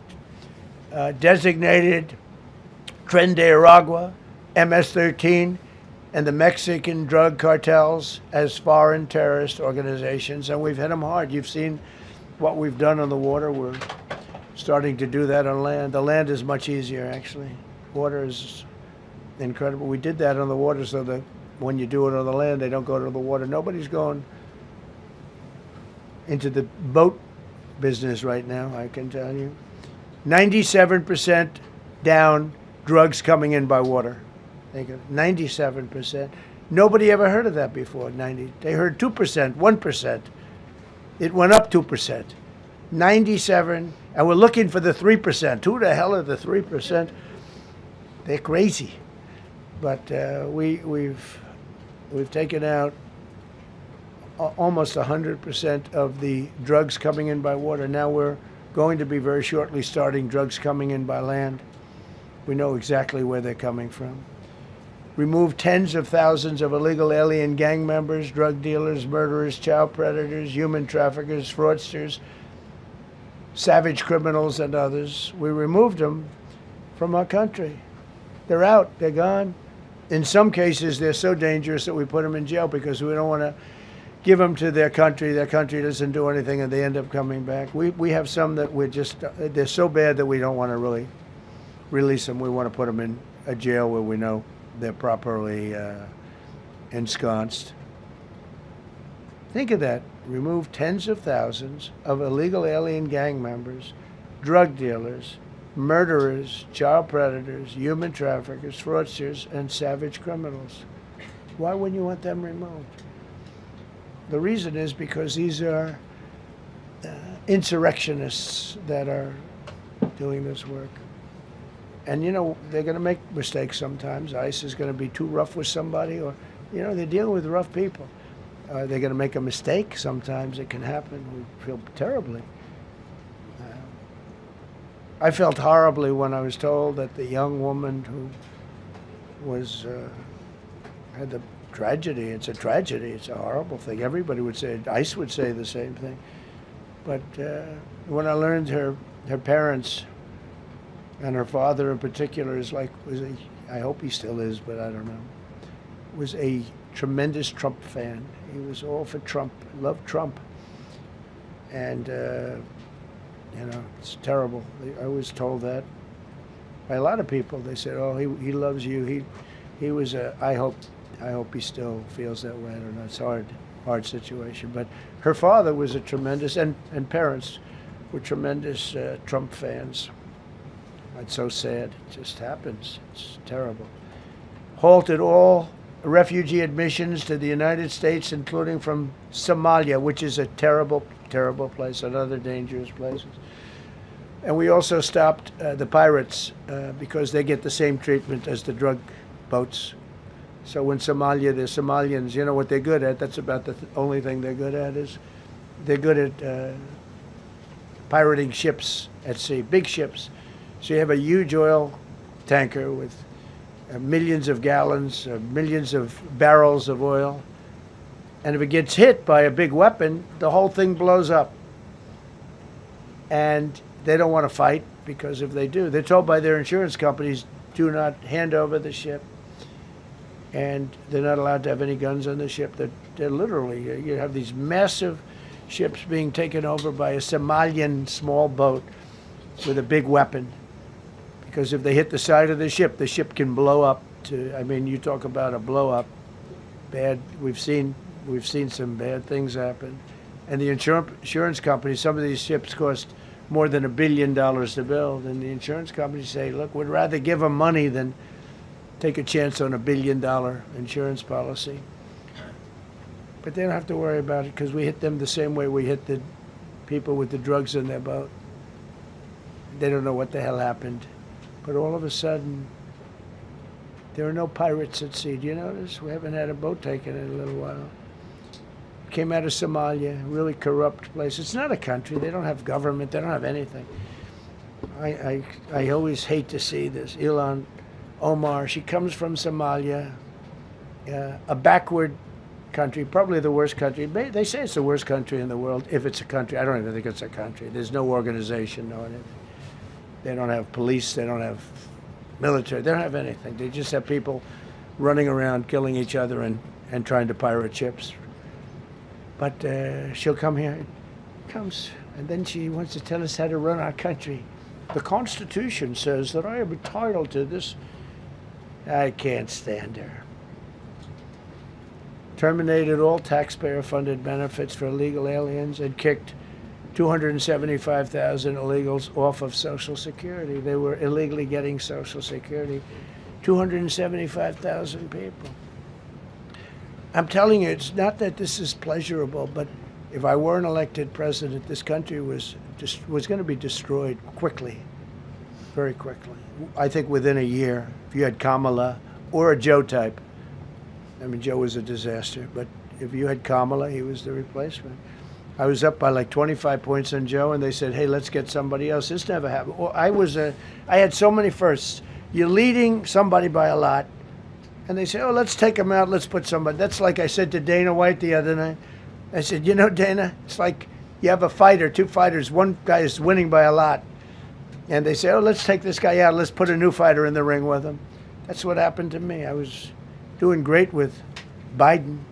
The whole campaign was against Biden. All the money was spent against Biden, and all of a sudden I got Kamala. Everyone said, who the hell is she? But that didn't work out too well for them, but never happened before. We are about lots of firsts. Designated English as the official language of the United States of America. We did that very powerfully. And while we're at it, we also took the Gulf of Mexico, and now it's the Gulf of America. Because we have 92% of the shoreline. It always bothered me. I'd say, you know, we have most of the shoreline. Mexico has a small percentage, talks about 8%. We have 92%. And I said, why is it the Gulf of Mexico? It should be the Gulf of America. I was going to call it the Gulf of Trump, but I thought that I would be killed if I did that. I wanted to do it. I wanted to. My people work so hard. Sir, I don't think it'll look too good. I'm telling you, it's a good thing. And it'll be hotter than ever, I said. No, but I decided not to do that. I'm joking, you know, when I say that. I was not going to call it the Gulf of Trump. Because tomorrow it'll be, Trump wanted to call it the Gulf of Trump, but he was rebuffed by his people. My people don't rebuff me too much. Right? The Gulf of Trump, that does have a good ring, though. Maybe we could do that. It's not too late. No, we have the Gulf of America now. It's great. Our country is proud for the attack on Venezuela, the attack on the Iran nuclear capability, wiped it out. I mean, first administration, Soleimani, the father of the roadside bomb, al-Baghdadi, the father of ISIS, who was rebuilding ISIS. We wiped them out. Done a great job. Signed an order that will end birthright citizenship for children of illegal migrants. You know, that case is in court right now. That case was meant for the children of slaves. All you have to do is look at the years. Look at the years where the cases were filed and where the decisions were made. They were right at the end of the Civil War. They're trying to say that, you know, in China's making a big business out of that. They come to the country, they have a child, the American citizen, they get all the benefits. It had nothing to do with that. That was for the children of slaves. And I hope the Supreme Court so rules. Designated fentanyl as a weapon of mass destruction. It is. We lost, I believe, 300,000 people this year. 300,000 people. That's like filling up one of those big football stadiums 5 times. It's not even believable. I mean, you could be in a war and you wouldn't lose that many people. So we designated fentanyl a weapon of mass destruction. Conducted numerous successful military strikes against narco-terrorists operating in our hemisphere, including the water strikes. Drugs brought in by ocean. So I told you that we're down by, I mean, close to 100%. It's hard to get somebody to pilot those boats. Very hard. They have to be people that don't watch television, don't read the news. And we just blew up their facility. They had a docking facility where the drugs were stored. And now we have a great relationship with Venezuela. We're getting along fantastically with the leadership in Venezuela, so we wouldn't have to do that. This was done before the attack. But we captured and brought to justice the outlaw dictator of Venezuela, Nicolas Maduro, who, through drugs, killed millions of people in our country. Tremendous drug dealer. also sent millions of people into our country, including Tren de Aragua, the worst gang. They say it's the worst gang in the world. They took over parts of Colorado. They just take the apartment building. They just took it away. Just took it away like we're here. They cut the hand off one man because he called the police. Who called the police? I did. You took my apartment from me. Boom, no hand. This is what they sent us. Restoring law and order, new category. D.C. and Memphis, federal task forces deployed massive numbers of federal law enforcement officers and National Guard to restore safety. Crime down in D.C. is almost down to nothing. D.C. was a very, very dangerous place, and I think you probably know better than I do. I have a lot of people in the media thanked me for that, but some of them found it hard to thank me. But, you know, D.C. is now, look how beautiful. D.C. is now, you can walk right from here to a restaurant, right through the center of town. You can be with your child, with your loved one, with your lover. Your lover's not going to be killed anymore, so you can act like a real lover. But you can walk right through the middle of the town, and D.C. is beautiful again too. You notice we took all the fences down, almost all. The rest are coming down. We got the graffiti all off. National Guard's been amazing. You know, we didn't tell them to do that. That's not their job description. But they were picking up garbage and everything. They were great. And I don't know. To me, a town, it looks better when you have military people. These are big, strong guys. The bad guys look at them and they say, we're not going to mess around. But what they don't know is that we took over 2,000 people out, permanently out of D.C. These were career criminals. But I feel much better seeing those people there. I went in a couple of times and had dinner in D.C. I walked right down the middle of the street. I felt very safe. A year ago, I couldn't have done that. I would have been crazy to have done that. And Secret Service wouldn't let me do it. They weren't thrilled anyway, I will tell you. It wasn't like they were thrilled, but we did it, and it was great. But D.C. is a great thing. We have virtually no crime in D.C. anymore. And before we did this move, it was we could do the same thing with Chicago. You know, we brought Chicago down 25%, even though we just had a minimal crew there. We brought Wisconsin down. We brought Minnesota down, way down, even though everything's a fight, you know, because they want to keep those people that are lying on the floor. They want to keep those people in Minnesota, but they really don't. I don't think the real people of Minnesota, it's a very corrupt place, and the elections are totally corrupt. I feel I won it all 3 times. Nobody's won that state since Richard Nixon. It's a rigged state. And the Somalians vote as one group, even if they're not citizens, and they vote as one group, and you know, you get 600,000 votes against you. They all ought to get the hell out of here. They're bad for our country. Nationwide achieved the largest reduction in violent crime on record. So this just came out. Nationwide, over the last 11 months, achieved the largest reduction in violent crime on record, including the largest one-year drop in murders ever recorded. Almost 2,000 lives were saved. That's despite the fact that we took in criminals under the leadership of the Democrats and Joe Biden. More motor vehicle theft is down by 100,000 vehicles nationwide. That's another. Nationwide, the motor vehicle theft was out of control, and now it's very much in control. It was down by more than 100,000 vehicles to a record low. Began the process of eliminating cashless bail policies across the nation. You got to get rid of your sanctuary cities, and I hope our people know that we're not going to pay sanctuary cities. We're not going to pay them anymore. They are sanctuary for criminals. They hold criminals. We're not going to pay. They can sue us, and maybe they'll win, but we're not giving money to sanctuary cities anymore as of the beginning of the month. We began the process of eliminating the cashless bail. Well, cashless bail is where it all started. It's a disaster. And then other places. I don't know if it started in New York. I remember it starting in New York. So if somebody comes in, murders somebody, and they let them out, no bail, no nothing. Basically, cashless bail means you just get the hell out. and they go outside. We have one case where a guy murders somebody, gets released, and goes out and murders somebody. 2 people in one day. No, we got to get rid of cashless bail. They got to pay, got to have bail. There's a reason for bail, long tested.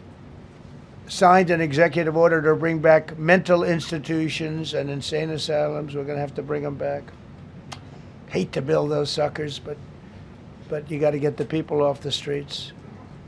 You know, we used to have, when I was growing up, we had in my area in Queens, I grew up in Queens, we had a place called Creedmoor.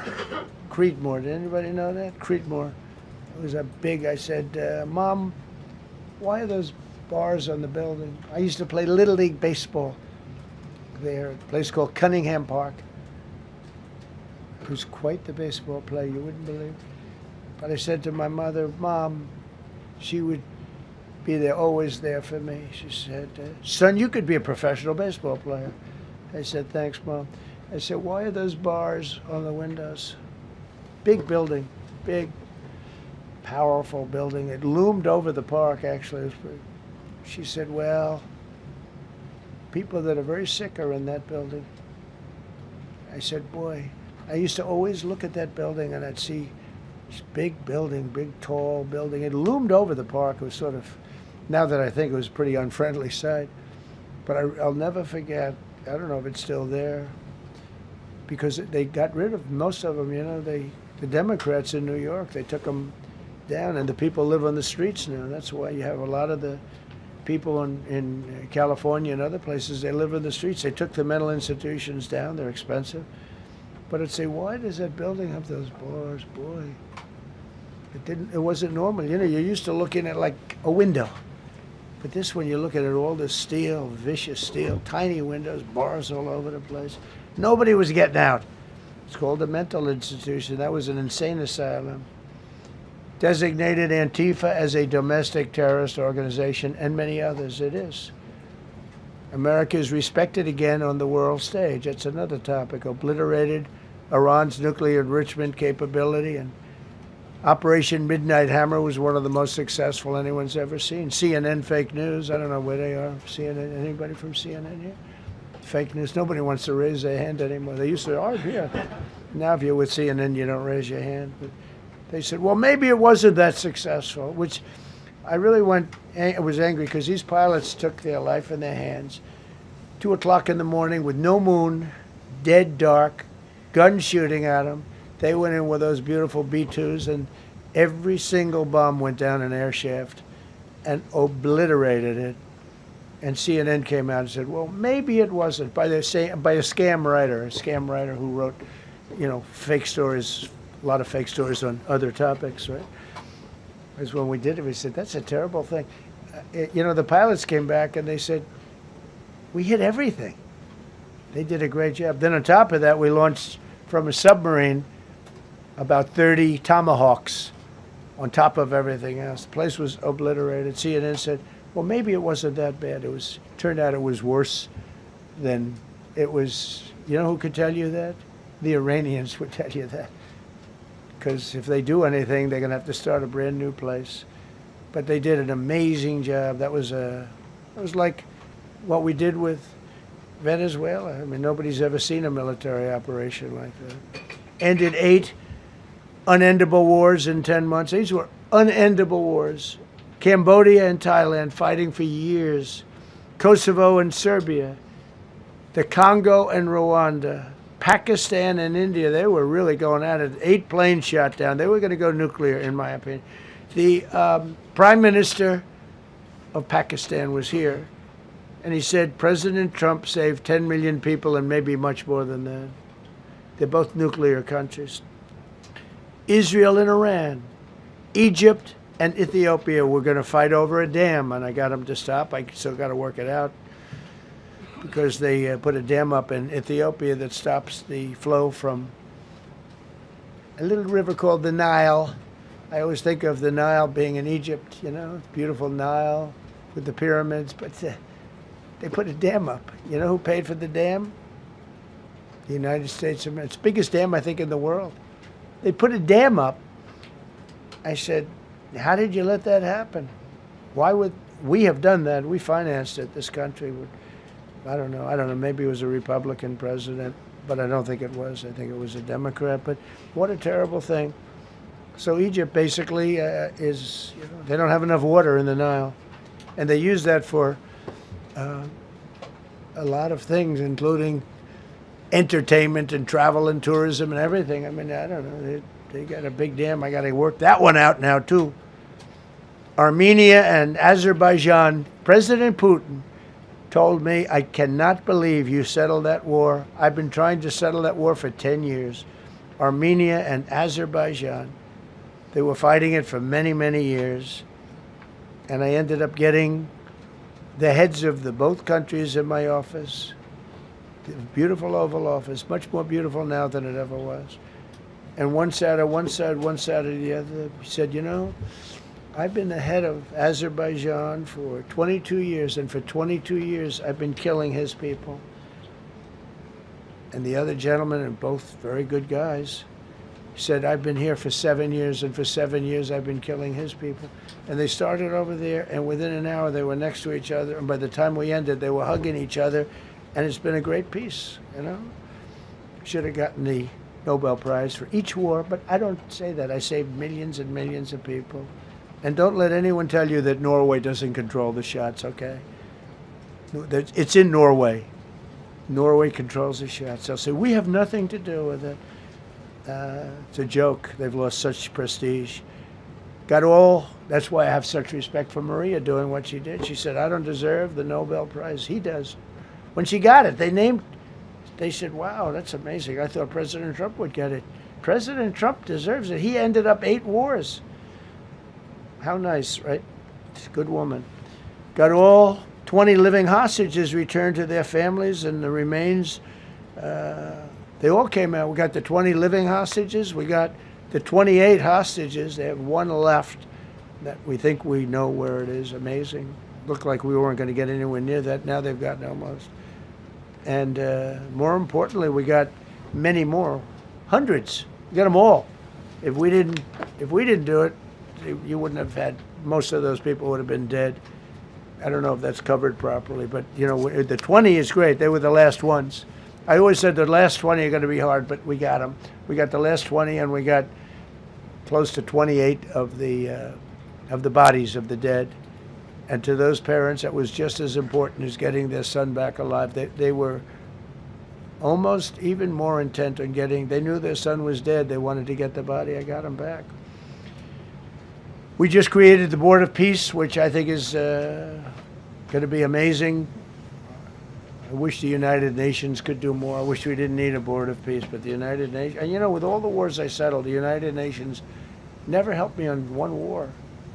I mean, I guess I'm not blaming them. I didn't call them to help, but I got, you know, the presidents and prime ministers together. We knocked heads. We got along, and they liked me. I liked them. Every single one of them nominated me for a Nobel Prize. Every one of the wars, among many other people, nominated me for a Nobel Prize. But Putin told me, I cannot believe you got this war settled. I've worked on it for 10 years because it's his territory. Rescued 83 American hostages and citizens detained from abroad without paying a lot of money. Paid no money. Apprehended terrorists responsible for the Abbey Gate bombing that claimed the lives of 13 U.S. service members in Afghanistan, the lowest point in the history of our country. That was a Biden disaster. I was getting out, but I was getting out with dignity and strength. We were the boss. Oh, we were the boss. They wouldn't do a thing against us. And this very stupid person got in, and what a shame. They should have left from Bagram, which is the big military base, which has hundreds of acres around it. Should have left from Bagram. Terminated visas of Hamas sympathizers and deported pro-jihad foreign nationals. Got NATO members to agree to raise defense spending to 5% of GDP from 2%, and they pay the 5%, and they didn't pay the 2%. And by the way, I did more for NATO than any other person alive or dead. Nobody's done for NATO. And I think for the most part, they'll tell you that. I think you could ask the Secretary General about that, but he said it. A lot. I've done more for NATO than anybody, and I see all this stuff, but NATO has to treat us fairly, too. The big fear I have with NATO is we spend tremendous amounts of money with NATO, and I know we'll come to their rescue, but I just really do question whether or not they'll come to ours. You know, I'm just asking. Just saying, right? You remember during the debate? Just saying. Signed $1 trillion investment in U.S. military. And next year, we hopefully will go to a $1.5 trillion. We're building battleships that are 100 times more powerful than the battleships of World War II, which are the big, beautiful, those big, beautiful things with the guns. I said, what about bringing them out of dry dock? They said, sir, what we're building will blow them away. Think of it. These ships are 100 times more powerful than the battleships that you see on Victory at Sea. Do you ever see Victory at Sea? What a great thing that is to watch. Renamed the Department of Defense into the Department of War, which everyone loves, by the way. Signed landmark critical minerals deals with Australia, Malaysia, Thailand, Ukraine, Japan, and many others. We're going to have so much rare earth. It's actually not that rare. Getting it processed is rare, but there's a lot of rare earth. There's a lot of earth around, I can tell you. Withdrew from the corrupt World Health Organization where we were paying hundreds of millions of dollars a year. So we were paying $500 million a year, and China was paying $37 million a year. I said, why aren't we paying the same as China? They said, well, nobody asked. I said, China's got 1.4 billion people. We have 350 million, probably, with all the illegals, you know. China probably knows more accurately. But we have much smaller in terms of the number of people. We have a much more powerful military, but we have much smaller. I rebuilt the military during my first term, by the way. And while they gave away a lot to Afghanistan, the Taliban, which was just horrible seeing them, every year seeing them do that military down some dirty street, is a disgrace. But while Biden gave a lot of it away, it's a tiny fraction compared to what we did. I rebuilt the military, and now we're continuing to build it. And bigger and better, we need it, peace through strength. But we withdrew from the corrupt World Health Organization. So I remember we were paying $500 million, they were paying 37 or 39 million. And I said, how come? So I withdrew, and they called, we'll give you the same deal that they had. I said, well, it should be less than that, because if they're at 37 and you have 3 times, 4 times the number of people, even maybe 5 times, I don't know. So it should be less, but I didn't want to chisel around. And I thought about it. So I could have taken 500 million to 37, and everybody knew it. I chose not to do it because it was actually very popular when I got out, because they were terrible. And so I chose not to take that deal. First thing Biden did is go back into it. You know what he paid? More than 500 million. So I actually called them. I said, you know, you can buy it for less. You can make a deal at 37. There's no reason to pay 500. They didn't care. They paid more than 500. Did you know that? They paid more than 500 million. I made a deal at 37. I could have had 37. They were public about it. We'll give you the same deal that China has for 37. And they paid $500 million. That's the way you ruin a country. And it's the same attitude that, you know, you have on everything else with these people. They were terrible.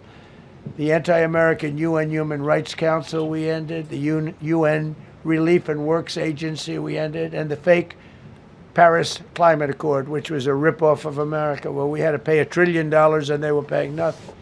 China didn't kick in until 2035. We kicked in immediately. We were supposed to pay $1 trillion. Russia went to a standard of 1991, which was a dirtier standard. But we had to pay top dollar. So I terminated that. Another Rick. We ended the woke lunacy and restored common sense, abolished all discriminatory diversity, equity, and inclusion DEI policies throughout the federal government and the private sector. They're gone, everybody. They're gone. Terrible. Terminated the Green New Scam and ended the insane electric vehicle mandate. I love electric vehicles. That caused me a little problem with a man named Elon. But he understands, and he's a good guy. We get along. But I said, Elon, We can't have all electric cars. We just can't do it. I like the electric cars. I like his car. But in particular, I like his car. But we can't do that because some people don't want an electric car by 2030. And to build the power stations all over the country would have cost $4 trillion. $4 trillion. That's more than any country has. If you got China, the United States, and everyone, you couldn't do it. And it would have taken years. And yet they were supposed to be switching over electric vehicle mandate. Some people don't like electric cars. Some people want hybrids. Some people want regular gasoline-powered cars. We have more gasoline than anybody. And now with Venezuela, we have 62% of the market when you include Venezuela. So I ended the Green New Scam and I ended the insane electric vehicle mandate. Now you can buy a gasoline-powered car, a hybrid, and you can buy a electric vehicle. I mean, if you think, if you want electric, you can buy it. Make a good deal on them right now because they made a lot of them. Permanently stopped Joe Biden's ridiculous CAFE standards. That's having to do with the environment, so ridiculous. Cancel the EPA's absurd, totally absurd, tailpipe emission standard, which made you spend hundreds of thousands. It made for hundreds of thousands of cars. The numbers, the cost numbers were incredible that the consumer has to pay. Imposed 25% tariff on all foreign automobiles and 100% tariff on Chinese cars which don't come into the country because of tariffs. Only because of tariffs. We didn't have tariffs, you wouldn't have any car. We have now more car factories being built in the United States than ever before because of tariffs. If they take those tariffs away, China will eat our lunch. They'll take all of our car business. Now, there's another way of doing it, but it's more cumbersome, et cetera, et cetera. I don't want to scare you, but it's much more cumbersome, not as good for national security as this. We have a perfect system right now. We're making a fortune. We've never been stronger, and I hope the Supreme Court does the right thing for our country, because if they don't, it's such a problem. It's just so, it would be so sad. We're doing so well because of tariffs. And the people that are heading up the lawsuit, like there's a guy named Leonard Leo, who's a bad guy, and people that are very China-oriented and foreign car-oriented and foreign business-oriented, but in particular China, they're suing to get rid of tariffs because they don't want tariffs, like Coke. Coke has businesses outside of the United States. If you have them outside, you don't want tariffs. But because of tariffs, they treat us well. Without tariffs, they would treat us very badly. As you saw for many years, they respect us more now than they ever have respected us by a lot. And revoked the California emissions waiver to stop San Francisco communists from regulating the automobile industry and destroying automobiles and the industry in the nation. I was with Bill Ford of Ford Motors. I was with all the people at General Motors the other day, and they are making more money and building more cars than they are doing so good. All because of tariffs and what I've done. And they're building their plants all in the United States. Reopened Anwar for drilling. That's a big deal. Launched a massive Alaskan pipeline project to export natural gas to Asia. We made a deal with South Korea and with Japan that gives us money, the likes of which nobody's ever seen before. Signed executive orders to end Biden's war on coal and put, I say clean, beautiful coal. I never say the word coal. It has to be preceded by the words clean, beautiful coal. And put miners back to work. The miners love Trump. I think I got 100% of their vote.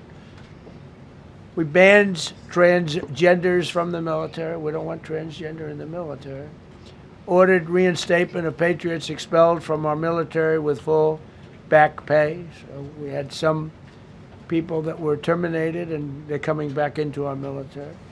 Fired the woke boards of visitors at our military service academies. The boards of visitors were run by radical left, maybe communists, maybe not, but they were still heavily radical left and they were bad for us. Signed an executive order to remove anti-American propaganda from federal museums and national parks. required the federal employees to return to work in person or be fired. We don't want them sitting in their home on their bed working. We want them in an office that we're paying for in Washington, D.C. or wherever it may be. And we've largely taken care of that mess. That was crazy. I guarantee you they're out on the ball fields. I guarantee you they're out playing golf. And you can't run a country or a company that way. I think it's happening even so with countries and companies.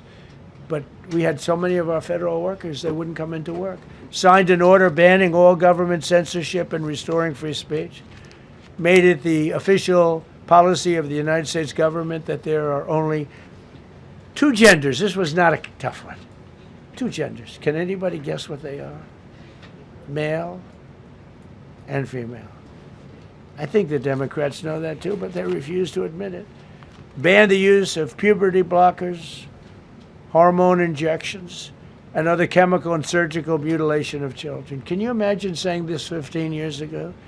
That we banned the use of puberty blockers, hormone injections, and other chemical and surgical mutilation of our children. You know, when I say it, I say, do I have to say that? I actually asked my people today, yes, sir, because people, that's where the country went. Banned men from playing in women's sports. Big Supreme Court case on that. I mean, I can't believe it. Some of the justices were fighting hard for men to be able to play in women's sports, a couple of them. I can't imagine it, but I think anybody that rules that way should lose a lot of credibility. But we banned men from playing in women's sports. All you have to do is look at the records, look at weightlifting records, look at swimming records, look at track and field. It's not fair. It's very demeaning to women. Banned transgender ideology and critical race theory from our schools. Secured unprecedented settlements with Brown University, Columbia University, and many other colleges, including the University of Pennsylvania, where I went, the great old Wharton School of Finance, to restore fairness and merit. We're working with Harvard right now. They've been very anti-Semitic. Terrible what they've done. And we'll see what happens. I hear we have a deal, but who the hell knows with them? They have a lawyer that wants to show how hot he is. Ended taxpayer-funded student loan forgiveness for radical left and anti-American activists. Can you believe it? Began the process of abolishing the Federal Department of Education and returning education back to the states. And Linda McMahon is doing a fantastic job.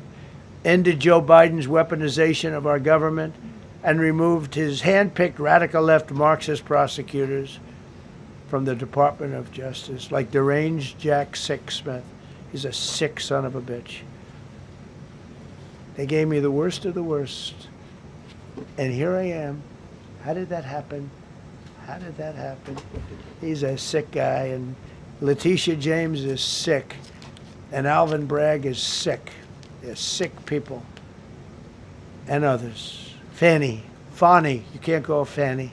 She doesn't like it. She wants to be called Fani Willis.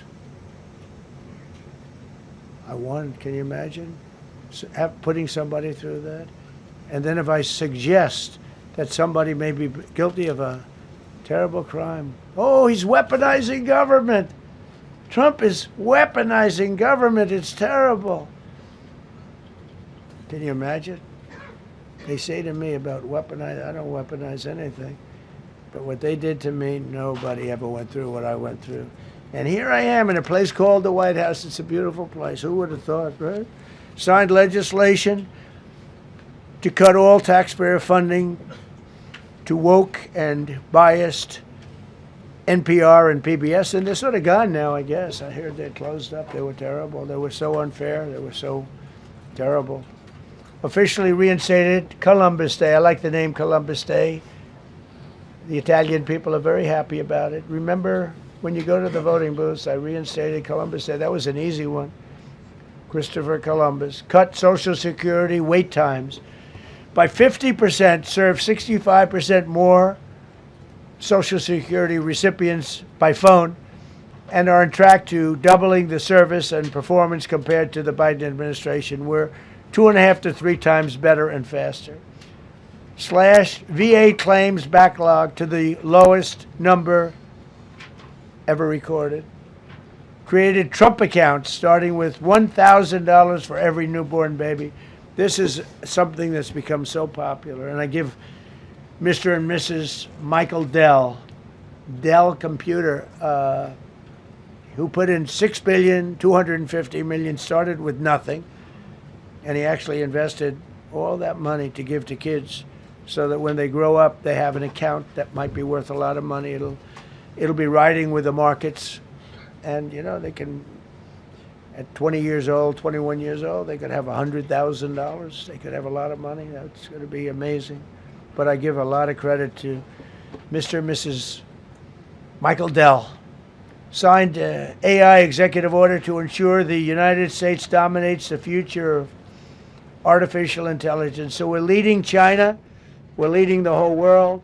We're producing more electricity than we ever have because I'm allowing every one of those plants to build their own electric facility. We're giving them very, very fast approvals, unlike Los Angeles with the fire. So the federal government, I want to give a lot of credit to Lee Zeldin. The hardest approval for the 20,000 houses or more that burned down in Los Angeles because they didn't have the water. They didn't allow the water to come down from the Pacific Northwest. They routed the water into the Pacific Ocean. So we had no water there. No, he had. I would say open up the water. Open it up to the governor, to the mayor. They didn't want to do it. They wanted to protect a tiny little fish that's, you know, I said, how can you have a fish when you don't have any water? It was just an excuse, I guess. But it's amazing. We took 20,000 houses, and Lee Zeldin, the toughest permit is from the federal government. Within 2 weeks, every single permit was given to the people to build their houses. Then you have the incompetent mayor of Los Angeles. He's neutral, who decided to go to Africa during the fire. So you have this incompetent mayor, and I had it out with her the night when I got, right after the fire, I went there. She said, we're working on it so that we can have everybody starting to build within 2 or 3 years. Remember that? I said, you mean 2 or 3 days? No, I mean 2 or 3 years. And the place went crazy. Well, they still haven't gotten their permits. But every federal permit, every single one has been given a year ago. And Lee Zeldin has done a great job. And he's done a great job in the approval of all these big plants and factories and all of the electricity that they're creating for themselves. I said to Zuckerberg, I said to all of them, I said to Jeff Bezos, I said to everybody. Mark Zuckerberg couldn't believe it. He said, you know, where are we going to get all the electricity? Because you need double the electricity that the country currently makes just to fire up those big plants. I said, well, nobody can do that. So what we're going to do is let you make your own electricity. Nobody believed it. And I said, we're going to get you fast permits. So we get them within 2 weeks. And they're coming up with some of the most incredible electric plants you've ever seen. So each one of those massive buildings, AI or otherwise, is building their own electricity. They're building their own plant. And it's incredible. Many of them are under construction already. They're going to have, we're leading AI and we're leading China by a lot. Established a MAHA presidential commission, banned many artificial food dyes, as you know, issued new vaccine recommendations, and created new real food pyramid. And Bobby and Dr. Oz have been incredible. Provided $12 billion in aid for American farmers. Just gave them $12 billion in aid because they got screwed by other nations. And the number of drug dealers have fallen every single month since I took office. Drug dealers are way down in the United States. And that's a small version of what's sitting right there. That's just a small version. We took a country that was dead, and it's the hottest country in the world right now, and that's after 1 year. So let's go. That's a lot of people. Go ahead, please. Yeah, go ahead. Thank you so much, Mr. President. I have 2 questions for you. One, do you want your Board of Peace to replace the UN? Well, it might. I mean, the UN just hasn't been very helpful. I'm a big fan of the UN potential, but it has never lived up to its potential. The UN should have settled every one of the wars that I settled. I never went to them. I never even thought to go to them. They should be able to settle those wars. They don't. I believe you got to let the UN continue because the potential is so great. And I wonder you invited Lula from Brazil to be part of the Board of Peace. I did. What role do you I did. expect him to play, especially A big role. I like him. Venezuela? Yeah, And I like another one, because the Are you from Brazil? Yes. The EU and Mercosur just signed a trade agreement this weekend, which is going to be the biggest trade zone, free zone in the world. Right. At the moment, you are talking a lot about tariffs. What is your reaction to that? So, two questions, Lula. Well, I just think this. I think we have trade like we've never had before. We're doing better in trade than we ever have before. We're not being ripped off by every country in the world like we were before. We're doing numbers that nobody's ever thought possible. We're the richest we ever were. It's because of tariffs and the proper use of tariffs, and we're also the most secure. As an example, Iceland, without tariffs, they wouldn't even be talking to us about it. So we'll see what happens. I think it's going to work out quite well. Yeah, right behind. Thank you, Mr. President. How would you characterize your relationship with Emmanuel Macron and Keir Starmer right now? And have you spoken to them since your Truth Social post last No, I night? haven't, but I think I get along very well with them. I mean, they always treat me well. They get a little bit rough when they're, when I'm not around. But when I'm around, they treat me very nicely. And, I like both of them. They're both liberal. They've got to straighten out their countries. You can't, London is having a lot of problems. And if you look at Paris, got a lot of problems. They have two problems, immigration and energy. They got to stop with the windmills, and they got to go back like UK has an unbelievable asset called the North Sea. Norway uses it, makes a fortune. They have a better section of it, and they don't do it. They could straighten out their countries, and it would be good. But I get along very well with them. You told Norway's prime minister. Are you from Norway? No. You look like you would be from Norway. She looks like she's from Norway. Go ahead. You told Norway's prime minister that you not winning the Nobel Peace Prize made you feel less obligated to think purely of peace. Well, I lost a lot of respect for Norway. And I believe very strongly that Norway controls the Nobel Prize. But you have to understand, I settled 8 wars. I've had every one of those wars, every participant wrote, I didn't ask them to do it. They sent in strong they make recommendations for that. But I settled 8 wars. No president's probably ever settled 1 war. I don't know, think of it. I did 8. The reason I do it is because it's easy for me to do. And I didn't do it for a Nobel Prize. I did it because I'm saving a lot of lives. I'm trying to settle the final one. I'm trying to do Russia-Ukraine. And when Russia's ready, Ukraine's not. When Ukraine's ready, Russia's not. But they're losing 25,000 people a month on average. And I'm trying to get that one done. But no, I feel that Norway has tremendous control over who gets the Nobel Prize, despite what they say. How far are you willing to go to acquire Greenland? You'll find out. Mr. President, Kevin Hassett has said that those $2,000 tariff rebate checks would be up to Congress to decide whether or not to disperse that. Do you agree with Kevin Hassett on that, or do you think you can do that unilaterally? No, I don't think we would have to go the Congress route, but we'll find out. The reason we're even talking about it is that we have so much money coming in from tariffs that we'll be able to issue at least a $2,000 dividend and also pay down debt for the country. But we'd do a $2,000 dividend to the people of our country. Would probably set a limit of, income limit where it made sense. But we will be able to make a very substantial dividend to the people of our country. I believe we can do that without Congress.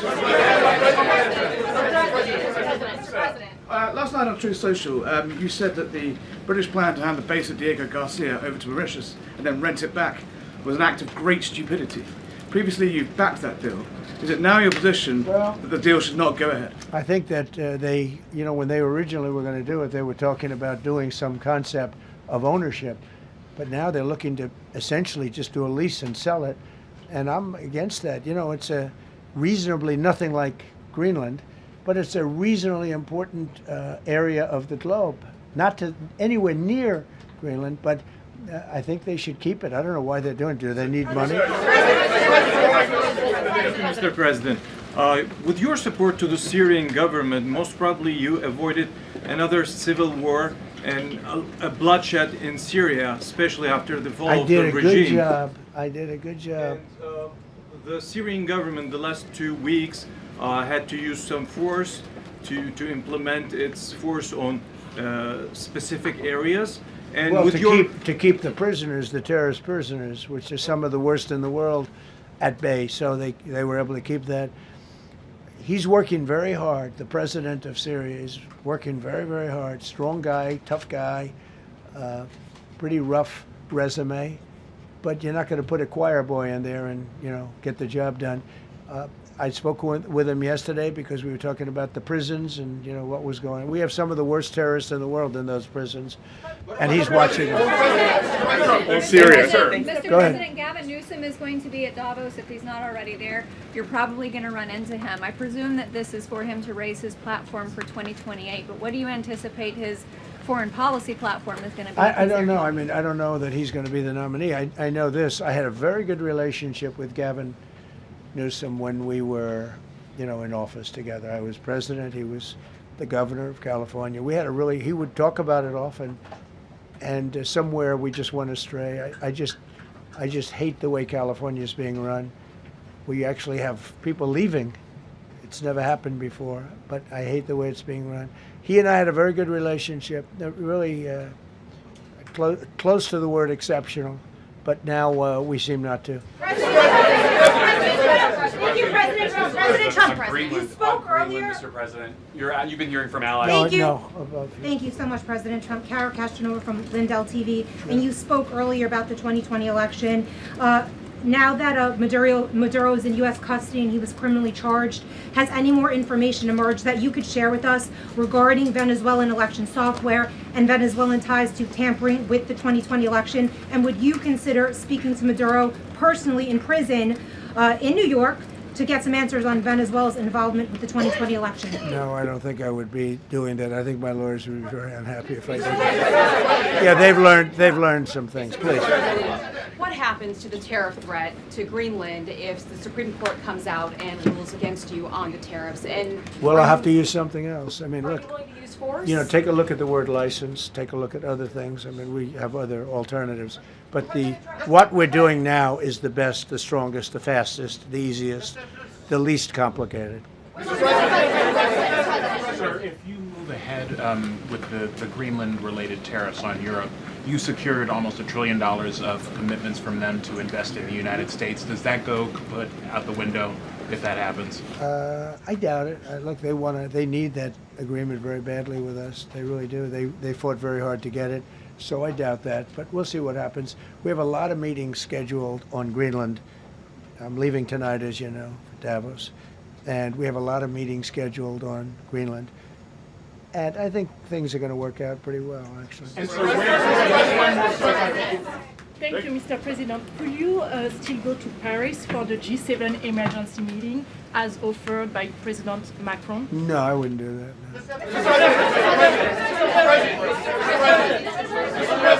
No. Because, Emmanuel's not going to be there very long. And, there's no longevity there. He's a friend of mine. He's a nice guy. I like Macron. But he's not going to be there very much longer, as you know. And I think, I have meetings with the people that are directly involved, not some of the people you're talking about.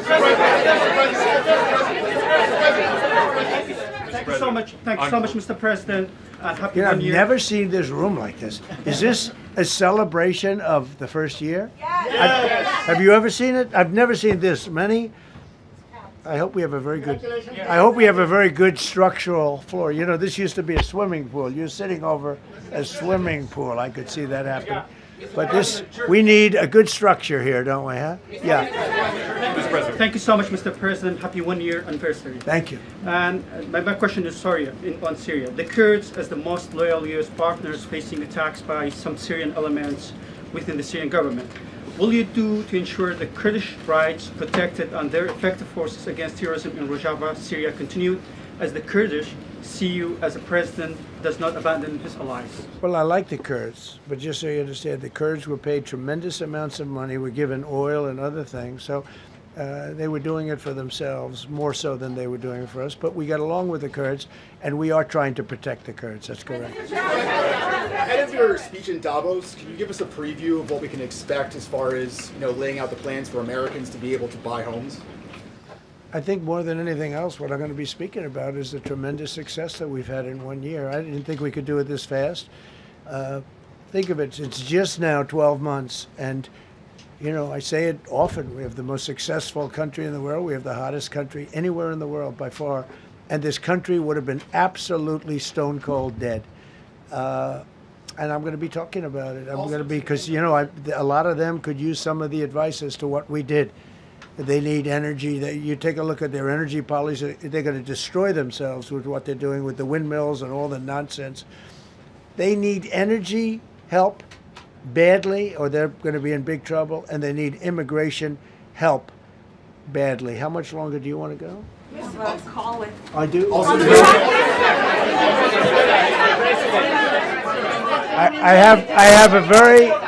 I have a very important call with President Erdogan, who I like a lot.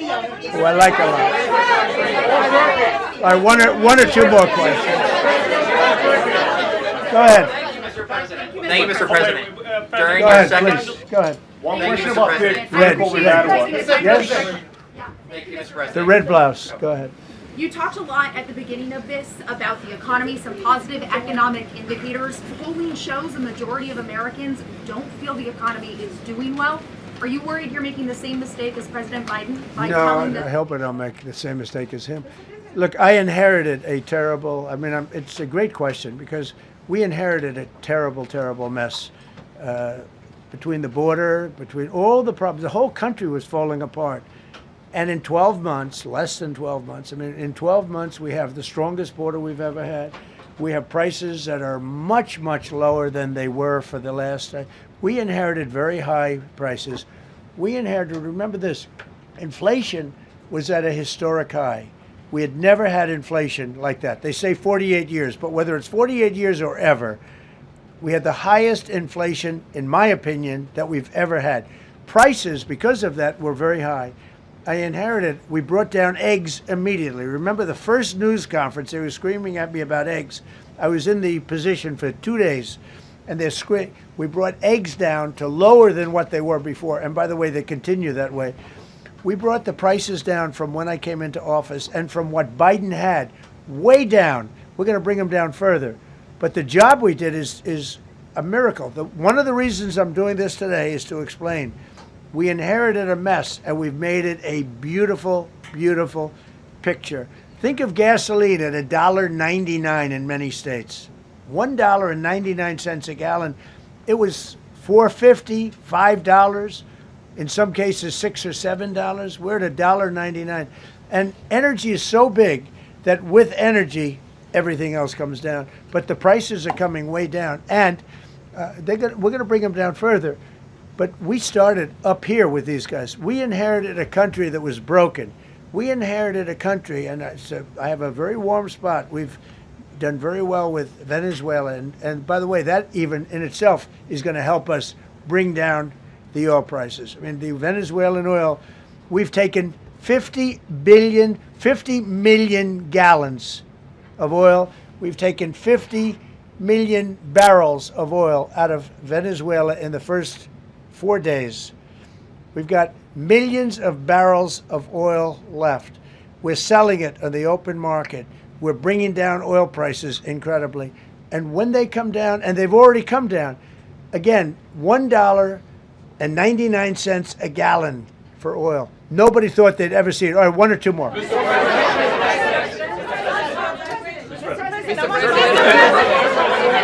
ahead, go, yes. I want to ask you about Iran. Is the military option still on the table? And can you assure us that the killing in Iran has stopped? And when regard to the Peace Council, which members have to pay $1 billion? So with Iran, are you from Iran? No, I cover the White House. Where are you from? I'm Palestinian American. So with Iran, they were going to hang 837 people, and I let them be known that, and we let them know that if that happens, that will be a very bad day for them. And they decided not to do it. They didn't hang the people. I can't tell you what's going to happen in the future, but supposedly they've taken that off the table. But they were going to, last week, they were going to hang on Thursday or Wednesday.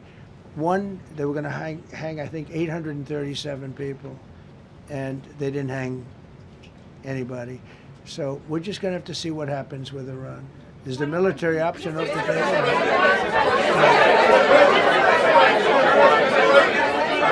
Go ahead. Thank you, Mr. President. President Trump. Thank you, President Trump. Go ahead, please. Thank you, Mr. President. Go ahead, I'll take your question. Okay, thank you. Thank you. Thank you, Go Mr. ahead, President. right here. Thank you, Mr. President. You promised during your second inaugural to always put America first. I'm curious, how would you winning the Nobel Peace Prize improve the lives of average, everyday Americans? Why is this prize so important? It wouldn't improve the lives of any. What improved the lives of people are people that are living. I saved probably tens of millions of lives in the wars. You know, if you add up the numbers, just if you look at any one of those wars, you're talking about millions of people. You multiply it times 8. But when you look at India and Pakistan, that could have been 10, 15, 20 million people. Could have been more than that. So I saved millions of people. So that, to me, is the big thing. What? You suggested a moment ago that perhaps the reason why a positive story about the economy isn't getting through is because of, bad communications people. But are average Americans wrong to still feel high prices? And how much longer does the White House hope that they? So I think a lot of people are listening to the fake news a little bit, and I'm not blaming anybody. I think I blame ourselves. I think we've done a much better job than we're able to promote. We're not promoting. We're doing a great job, and we're sort of letting the promotion take care of itself. One of the reasons I'm doing this news conference, I think it's important. We have taken a mess and made it really good. It's going to get even better. But if you look at prices from a year or a year and a half ago, you look at the Biden prices, they were way up through the sky. And, they use the word affordability. They just say affordability, and they don't talk about it. They created the affordability problem, and we are solving it. We have solved a lot of it. Again, everybody agrees in this room, I think, gasoline prices have come per gallon way down. When that happens, everything else comes down, but they've come down way down. Many of the groceries have come way down. It's all happening, and it's happening strong. But if you go back a year and a half, 2 years, take a look at those prices and look at the prices now.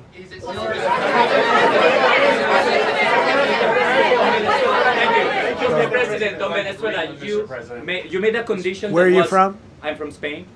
Nice place. Thank you. You made a condition that the political prisoners should be freed. It seems that they are not being as fast as they promised in the beginning. Would that be an issue for the current government? They've agreed that they're going to let, I guess, most of them out. Or depends on what they did. But they have released a lot of. Released a lot of political prisoners in Venezuela. Mr. President, earlier on last year, you had indicated that you wanted to take back the Panama Canal. I know we've heard a lot about Greenland. Is that still on the table? I don't want to tell you that. Sort of. I must say, sort of. That's sort of. Okay, one more. Yes, blonde, blue. Yes, go ahead, ma'am. Go ahead with the blue, holding the computer. If a consequence of your determination to take control of Greenland is the ultimate breakup of the NATO alliance, is that a price you're willing to pay? You mean the breakup of it's very interesting. The NATO alliance. So I think something's going to happen that's going to be very good for everybody. Nobody's done more for NATO than I have, as I said before, in every way. Getting them to go up to 5% of GDP was something that nobody thought was possible, and pay. At 2%, they weren't paying. At 5%, they are paying. And they're buying a lot of things from us, and they're giving them, I guess, to Ukraine. That's up to them, but they're giving them to whoever they're giving them to, but they're buying a lot. I think that we will work something out where NATO is going to be very happy and where we're going to be very happy. but we need it for security purposes. We need it for national security and even world security. It's very important. How about it? Thank you very much. First of all, last year you told me that you believe that the reason you won the election is because God put you in this place so that you could save the world. Looking back 1 year, do you feel like God is proud of the effort that you've put in? I do, actually. I think God is very proud of the job I've done, and that includes for religion. You know, we're protecting a lot of people that are being killed, Christians and Jewish people, and lots of people are being protected by me that wouldn't be protected by another type of president. No, I think a lot of people are very proud of the job we've done. We've had an amazing year. This has been one of the greatest years. Even some people that wouldn't necessarily love me instinct this was an incredible year. We've had an incredible year economically. Look at our border. Our border was a disaster. People poured. It was an invasion into our country of a lot of very bad people. Good people too, but a lot of very bad people from prisons and drug dealers and gangs and horrible people, murderers, thousands and thousands of murderers allowed into our country. And we now have the strongest border of any country. There's probably not a country, I guess North Korea has a pretty strong border, by the way, but there's not a country in the world that has a border like we do. And we took it from the worst border. We had the worst border in the world. Now we have one of the strongest borders in the world. One more question. Mr. President, you said you're confident something's going to get worked out in Greenland, but Greenlanders have made it clear they don't want to be part of the U.S. Well, what gives the U.S. the right to take away that self-determination? When I speak to them, I'm sure they'll be thrilled. Mr. President, are you committed to keeping the U.S. in NATO? I've had such a good relationship. I've made it so much better, so much stronger. It's so good now. NATO is so much stronger now. I don't agree with a lot of the things they've done, but that was done before I got there. I think NATO's been good. Sometimes it's overrated, sometimes it's not. But we have a strong NATO. When I came here, we had a weak NATO. We had a NATO at 2%, and they weren't paying. You had a nothing NATO. NATO's, whether you like it or not, it's only as good as we are. If NATO doesn't have us, NATO is not very strong. Thank you.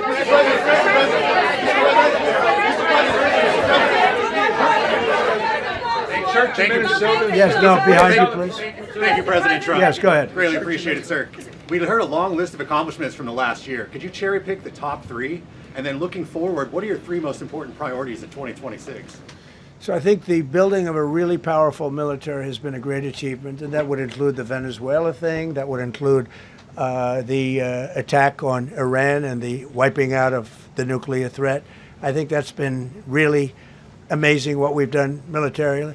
I think what we've done in business has been incredible. We have $18 trillion coming in. Plants are being built all over. Thousands of plants are being built all over the country. 18 trillion is a record. No country has ever come anywhere even close to that. I think that's a record.